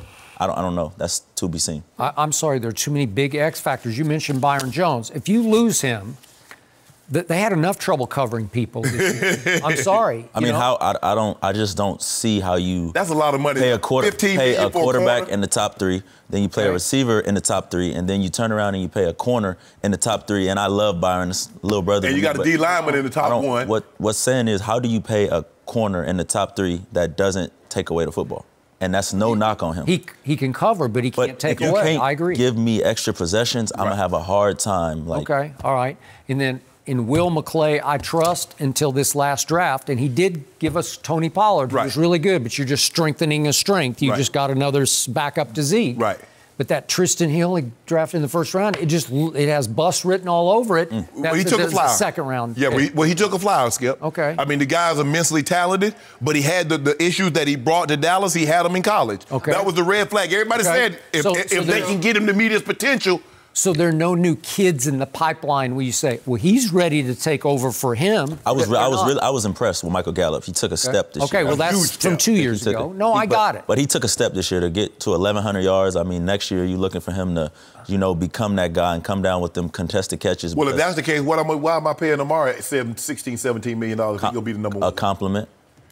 It's like when you have a good meal, you need a good dessert. No, if the meal's good, I'm going home. I don't need no dessert. $17 million dessert? No. That's the meal. That's the entree. Oh, that's the dessert. Is the 700,000, 800,000. You do realize Michael Gallup is up. No. Michael Gallup is going into his 3rd year. He gonna be up next year. That's fine. Okay. Show me again. Okay. Show me again. You're gonna lose. Well, you do know you're gonna lose one of them eventually. The Dallas Cowboys have never lost a player that they wanted to keep. Well, nobody lost a player they wanted to keep. What the hell is that? They've never lost a player. So money isn't an issue. They don't lose players that they want to keep. They'll find it. Trust me. Okay. Trust me. Okay. Leighton Vander Esch. He's got a significant neck injury. It could be career-threatening. Right. That's a huge X factor. That's huge. Okay. The defense is going to be a huge. Who's going to call the defense? And I think know. that the way that you've drafted Leighton, the way that you have Jalen, that you got DeMarcus, who's a 4-3 defensive end, I think it would be hard for you to go to a guy like a 3-4, like a Rex. So. I don't know. I'm saying Chris Richard gets another shot. Okay. Did I see enough from DeMarcus Lawrence? Did I? You had to. You already. You had to. Did I? A half a sack over the last 7 games. Listen, man. What did I know that's your boy, but he underachieved. He underperformed. I think DeMarcus wasn't fully healthy this year. He waited some time to get that surgery because he used it as a contract chip. I think he rushed himself back. He wasn't able to get into the flow. Good thing they direct deposit. He didn't have to pick up no checks. He a hell of a player. He still cashed those checks, though, right? They cash. Okay, then. I don't want to hear nothing about no help. And listen, Jalen Smith. But you talk to me about help all the time. I don't want to hear nothing about no help. When we talk about who was a disappointment this year. Yeah. I'm sorry. Who health do we talk about all the time out here? Hate to go. We always use health. What? Walk it to him. Yeah, we do. He got knocked out. Hold on. Walking to him got hurt within the game and did not come back. He always get hurt. But I'm just saying what he did. He can't even play hurt because once he get hurt, he go to the locker room. What game did DeMarcus Lawrence miss? The last one. He went out in the last game with the rib injury? DeMarcus battled, man. He's a hell of a player, and he played a lot of time on a low contract. I just didn't see enough production. What do you mean win? He got franchised. He was. What about the other 3 years? The 4 years? The first 4 years? Bruh. So what? So what you wanted? You wanted the Cowboys to make? No. Wait.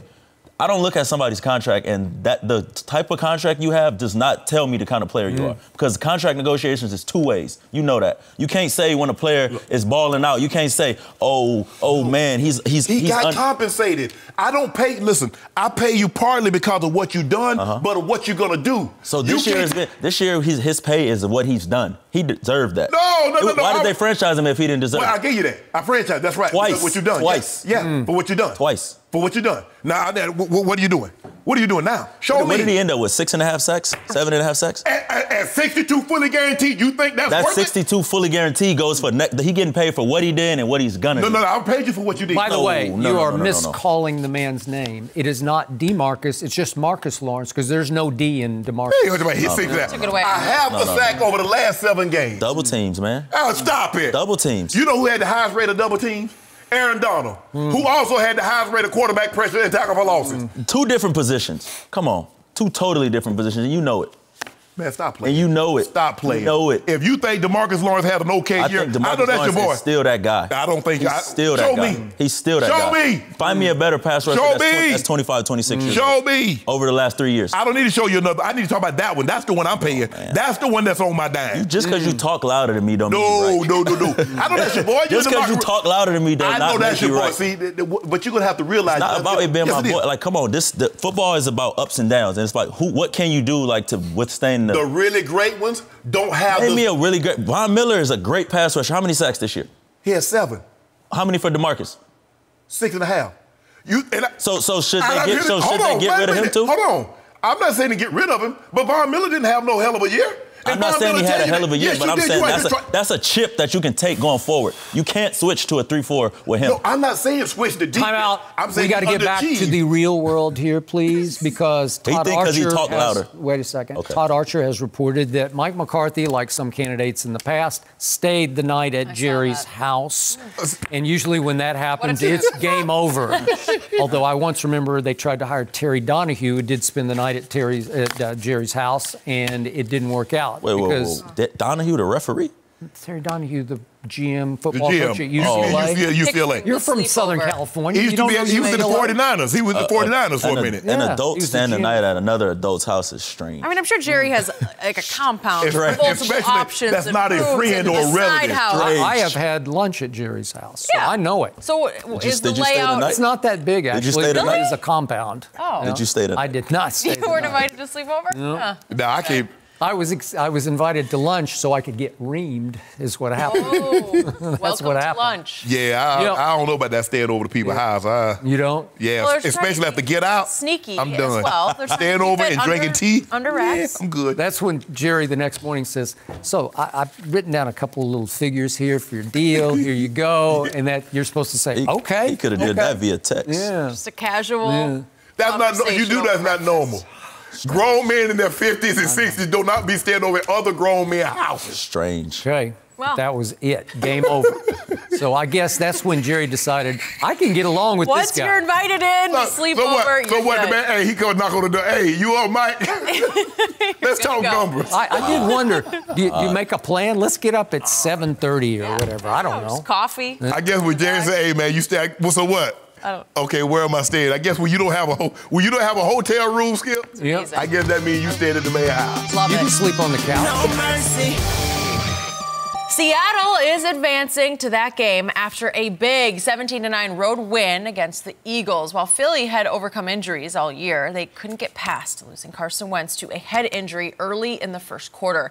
Jadeveon Clowney wasn't flagged for what looked like an obvious helmet-to-helmet hit, and Eagles backup Josh McCown couldn't get the job done against Seattle's defense down the stretch, despite keeping his team in the game. So, Orlando, what was your reaction? The Eagles lost yesterday. Get that hate out your heart. That reaction over there. We got to speak objectively. Get that hate out. How you doing? It was imminent. Predictable? Imminent. Fate. There's no hate. I mean, they had a hell of a year. They overcame a lot of injuries, but when they were healthy, they weren't world beaters. When were they so healthy? When? Yeah. The second game of the season when they went up to Atlanta and laid a dud. That wasn't the second game. That was absolutely the second game. Oh, the one that Aguilar dropped? The one that Aguilar dropped? That's an excuse. Oh, okay. But were they healthy? I'm just saying. No, Deshaun wasn't there. He played. Deshaun he was actually injured in the first or second quarter, but they had to come back against the Washington Redskins, Super Bowl favorites. They beat the Redskins, and now all of a sudden they're just flying high. You hater. You got to get that hate out your heart. There's no hate in my heart. We just all watching the Super Bowl, the playoffs from the same place. Yeah. The couch, Cancun. True. Live. Was that a cheap shot by Jadeveon Clowney? I think he did hit him in the back of the head, but the target was moving, so that's the only reason why I would say. Doesn't matter. You can't hit the guy in the back of the head. This ain't college, man. You know what you signed up for. I understand that. Well, give yourself up with your feet first, not with your head first, and then you got a better chance at getting it caught. No. Give yourself up with your feet first. You cannot spear the guy in the back of the head. I don't think that he speared him. Spearing is when you take your helmet, you line it up, and you aim for the back of his head. Even if you don't hit, even if you your shoulder, you can't do that, Orlando. You cannot. Referees are human. They're human. That's not what Skip asked you, whether the guy human. I don't think it was a flag. I think the target was moving. It was an objective call. It was a subjective call, and he didn't think at the time that he hit him. I don't believe they had much of a chance because in order for them to win this game, they had to be good in the red zone. The difference of the last 4 weeks, Skip, when they got the ball into the red zone, they cashed it in. They got the ball down there. They moved the ball in between the 20s. Even Josh McCown, the guy that was coaching high school football, got up off his couch. He was moving the ball, but when they needed to get the ball in the end zone just once, Seattle always seemed to have it. But that's Seattle's style of play. Yeah. They're simplistic. You know, they're going to make you drive. They're not going to give up big plays. They're not going to let receivers go for 160. No.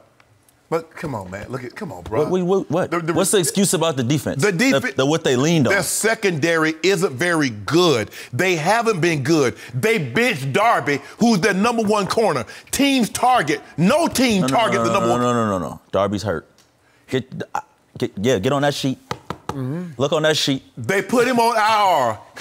He gave up the play early last week on a 3rd and 15, and the next thing you know, he was hurt. He hadn't been hurt. He was hurt. Darby didn't even play versus the Giants. The last time that Darby played was the Cowboys. That's what I'm. That wasn't last week. I'm saying. He got hurt against the Cowboys. He gave up 3rd and 15. Okay. They took him out of the game. The week before that, every game they target Darby. They all give up 15 yards on 3rd down. Go back and watch the Dolphins. How about this here? You sitting here talking with me. Yes. Because you gave up 3rd and 22. No, when did I give up 3rd and 22? Against the Cowboys. 3rd and 30? You crazy. It was 4th and 1 on one of them, and then it was a slant on 1st and 10. You keep now we just being blasphemous. Now we just saying anything. You just saying anything at this point. You here with me. Correct. Why? Because 12 years. Why? 12 years. Did you play all season? Did you play the whole season? I did not play all season. Okay, then. Yo, go Skip. But that's not. They got back healthy. They're invested in a lot of guys. They put so much capital into that defense, and it failed you. The back end wasn't. I don't care what your excuse is. It's failed. They can come up here with us now. They can all come up here. You want to do round robin? You want to get Malcolm here one day? You want to get Fletcher, and then you want to get Wentz? They brought Orlando Scandrick in to try to shore up that defense, and he's sitting here to shore up the defense. No, because they had injuries. Okay. Oh my God. Go ahead. Let's get Skip's take. Back to the cheap shot. It was a cheap shot. It was dirty hit. It just was. I'm sorry, and I'm with you on this, and I'm not a Wentz fan, but A, it should have been flagged. At least throw a flag. And B, if this were college football, he's ejected. It's not college football. Okay, but that's we've gotten just into this whole thing. Do you know why in college football they're throwing players out? Because safety is on a whole different level in college, and they're not getting paid. Well, I don't think it's on a whole different level. It's on a whole different. Come on, they're throwing people out. Safety-wise. Come on. Do you throw people out in the NBA for hard fouls? They had a $2 billion concussion lawsuit and they try to protect the quarterback. That's at the end of the day, that's a quarterback. They put basically, you could say they put flags on them or skirts on them, however you want to dress it up. But they normally protect that guy. You cannot take your shoulder, you cannot take your helmet, you cannot take your forearm and drive it into the back of the guy's head. Okay. Now, when it comes to durability, your guy is deficient in durability. He just is. He gets hurt way too much. My quarterback does not ever get hurt. How many guys you think could have took that hit and got up? Dak Prescott. He takes all kinds of hits. I think head injuries are a league of their own. We're making this about Carson Wentz and a head injury. They haven't ever won anything with Carson Wentz. All right, they have not. And unfortunately, we did not get to see the conclusion of that game. Right. Because I do not believe Carson Wentz could have outplayed Russell Wilson in that game and won the game. I would have loved to see it. Well, now we have to wait until next year and see if they can make the playoffs to get another shot. They're going to be better than your Because I'm going to say it again. The only way they made the playoffs was they beat the New York Football Giants twice, and the first time it took overtime, and it's the team Dallas just murdered twice. Okay, but you played them twice, right? Okay, yeah. So we got a chance to play them twice. Right, you got a chance, but it took overtime, and we just annihilated Washington twice. And it took you to the last throw. Let me finish. Go for it. Took you to the last throw of the game to beat the Washington Redskins. You barely beat a sorry Dallas defense 17-9. That's how you backed into the playoffs. I give you that. Hold on. That sorry defense with the DBs that can't cover locked up the Cowboys. Okay. So well, what? Amari Cooper, you know why? So week to week with it. I just said week to week with it. Your front seven is really good. They're good. Fletcher Cox was unbelievable yesterday. To me, he's better than Aaron Donald. That's just me. Yes, he is. Well, he is. Well, every time I watch Fletcher Cox, I at least see him pop off my screen because he does something where I say, wow, did you see that? He's a hell of a player. He was unbelievable yesterday. I just wish we could have got some of that back in. I just wish you would just admit that y'all was outplayed, overmatched, and the better team won. Well, how many times you They beat him twice. The first time walking to him was there. Same score, same result. How many times have we seen a quarterback get injured in the playoffs and his team overcome that? There's a reason why that guy... If Josh McCown had any practice snaps, I think he might have won the game. Well, Skip, I just think the thing is he got to be able to... If they could have just got one score into the red zone, but when Seattle kept making you settle, On the first fourth down, he threw Miles Sanders a pass that it hit him right there, and if he catches it and gets up the side... And he had to throw it like that because Jadeveon Clowney was right there, and Miles Sanders like, I got to catch this, I see Clowney, I got to get first. Oh, I got it. But it's a play you got to make. You got to make it. Okay. It's as simple as that. Yes, you do. And he gonna get the first down. I don't know if he scores. And then maybe he sidesteps the late guy. 4th and 7, he sees an opening and he bolts. And guess who tracked him right down is Clowney. So Clowney got to stay on the field after a cheap shot knocking out the quarterback. On the last one, he got Boston Scott right in the corner. Got him. No, I know. But he hadn't He didn't even get to practice. What do you expect? That's a backup. But I mean, Josh gave it all he had and. And 40 years, but Josh is pretty good. But Skip, this is when you sign a backup quarterback, you always think, no matter who the backup is, if he has to play, if he really has to play, can we win with it? Because you saw what happened when Marshawn Lattimore went out. Well, the first thing they do, his backup come in, they go deep to Thielen. So you have to think about that. You have to, yada, yada, yada is good, special team. But if one of these starters goes down and he has to go in there, you count on him to be able to hold up. But you know that's the league, though. Next man up. It's tough. It's tough. You know it, but you know how this goes. Oh, yeah. Well, that's what they say, next man up. But it really ain't no next man up. True. Not in certain positions. Maybe a special teams guy, next man up. I think sometimes you see next man up and that guy turn into a guy, but it was just too much. The playoffs, We'll be back next year. You know what? The one thing I love about next year, I got Dak Prescott, and you're stuck with Carson Wentz. You stuck with Dak. No. And you don't got to. First of all, Dak's not under contract, just like Tom Brady. So you're now what? Tom Brady and Dak Prescott are the same boat. They're free agents. I'd like both of them. I'd settle for both of them. So would I. Tom is not going to Dallas. He wants no part of the Jerry Jones. That is true, because we have a Brady-esque quarterback. No, you don't. Prescott, and he will get signed. You know it, and I know it. Franchise. Yeah, we'll see. That's what you're going to do, franchise. We're going to create bad blood. That's what franchise tags do. They create bad blood. Not in some cases. Name the case that. DeMarcus Lawrence. And what did he tell you? Franchise me again, and I'm gonna wait till I'm gonna have shoulder surgery in June. I think they'll figure it out, though. I hope they'll figure it out. For Dak's case, he deserves it. They need to get he deserves it. You know he deserves it. He earned it. He earned it. I said he deserved the money. He deserves to make more than walk it to him. He will. He will. The overpaid walk. There you go. You don't want he don't want anybody to get any money. There's a cap. Ain't no cap on Jerry. No. Well, he does have a cap. No, he doesn't. Yes, he does. He has the same cap everybody else. The money that he saved on that cap, he bought $250 million boat. Now, I want me a boat, too. That's what Dak said. Dak said, I want to put my boat out there. What lake is in Dallas? They got a lake upon us. Lake Dallas. Louisville. Okay, Dak said, I want to put my pontoon. Listen, I think that yacht too big for that. Dak says, I want a pontoon boat. Okay. Can he get one? He gonna get one? I think he would want something nicer than a pontoon. Yeah, he wants something that. Okay, what about an old Chris Kind of Craft? speed Get a boat. Chris Craft. Speedboat. Cigarette boat. Don't need a pontoon. Well, see, boat. You know what boat stand for? B-O-A-T? Here we go. What? Bust out another 1,000. Because that's all you do is spend money on a boat. So expensive. Sound like you speaking from experience. No, I ain't on the boat. Orlando, nice to have you. That's it, you Orlando. Come back anytime. No mercy. Revisiting today's big breaking news, Jake Glazer is reporting that the Cowboys have found their coach to replace Jason Garrett. Dallas will be hiring Mike McCarthy, the former Packers coach, to lead the team next season. While Dak's status next year is a question mark, McCarthy will definitely inherit Ezekiel Elliott after the running back signed a mega deal before the start of this season. So, Shannon, what are your expectations for Zeke under McCarthy? Skip, his last 3 years in Green Bay, they were 29th in rush attempts, 2016. 2017, they was 27th in rush attempts. 2018, they were last in rush attempts. 32nd. Last. Now, Skip, you look at, he's had Eddie Lacy, Ryan Grant early in his career, and he had Armand Green. Their best years with him is not even comparable to Zeke's worst full season, which was this past season.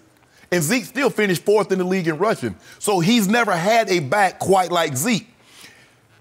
Early on, it was Ryan Grant, you know, they ran the ball a little bit more, but it got to the point, Skip, they were basically exclusively an 80-20 team, 80% pass, 20% run. You can't be that when you have Zeke in the backfield. I don't think Jerry's going to allow it. He's not going to have, hey, $50 million guaranteed to a guy, $90 million overall, and have you give him 10, 15 carries a game. That's going to have to change, but he's really never had a guy with Zeke's skill set. Most of the guys that he likes, Skip, he likes guys more like Aaron Jones, like what we see right now, Skip, a guy that can catch the ball out of the backfield, do a lot of different things. Zeke is a bell cow back. He's worked on his hands. He's become more proficient in the passing game. But Mike McCarthy is going to probably have to change his style where he's more apt to throw the ball to the running back as opposed to put it in his belly. Zeke is the opposite. You're more apt to need to put it in his belly as opposed to throwing it to him. So he could have a significant effect on Zeke. So you and I have locked horns all year long about Zeke's capability this year because I did not see it from the start. Right. It took him 10 games to look like he was even in shape. And I thought a turning point of this season was that night up in Chicago when they were on a roll coming out of the half and looked like they were going to go take the lead, and all of a sudden he waved out of the game. You can't do it. The head coach can't let you do it because you make $50 million guaranteed dollars. You're on a roll. Skip, did you not see Dalvin Cook yesterday? Big runs. What did he do, Jenny? Come get me. Put the backup in. It happens. Yeah, but they have a backup who's their sledgehammer. Madison is, when they get down in the red zone, they take him out of the game. Well, I mean, we don't take Zeke out of the game. You got Tony Pollard. You like Tony. He's not a big sledgehammer. You like Tony. I do like Tony, and at times he showed me more burst than Zeke gave me. So my point is, This is where I'm bullish on Mike McCarthy. He wants to throw the football, and that's what we do best. If you want Zeke to catch it a little more, I'm good with that, because he maybe didn't catch it enough. Skip, you're not paying the guy, a running back, $15 million to catch passes. Okay, well, I want to see it shaken up, because I'm going to throw this stat at you one more time. Ezekiel Elliott was second in the National Football League in first down carries. In yards per first down carry, he was 23rd in the league. Do the math on it. Yeah. It means second and 11, second and 10, second and 9. Dak's behind the chains, because they predictably threw it on second down a whole bunch of times. And they predictably run it on first down. Okay, so you got to self-scout in the offseason. Yes, absolutely. We can't do that anymore because it was not working. But again, in Dak, I trust. And Mike McCarthy's going to want to put the ball in Dak's hands to throw it. I would like to see Dak run it a little more. What didn't Zeke and Steven say? We got Zeke here for a reason. Mm-hmm. Yeah. We're going to hand him the football, Skip. So this notion that all of a sudden, look, he's not Christian McCaffrey. You can't throw him 110 passes and then run him 275 times. That's not what he is. So what does it tell you that Ezekiel Elliott led the league in rushing? The 1 year is abbreviated, but he led in yards per game. So he led the league in rushing 3 straight years, his first 3 years. Then he gets $50 million, and he winds up 4th in the league in rushing. What does that tell you? He got his money. No, stop. Well, he did. Did you see the difference what Tennessee did? Tennessee committed to running the football, and they give it to Derrick Henry to the tune of 33, 34 times. How many 30-carry games did Zeke have? Okay.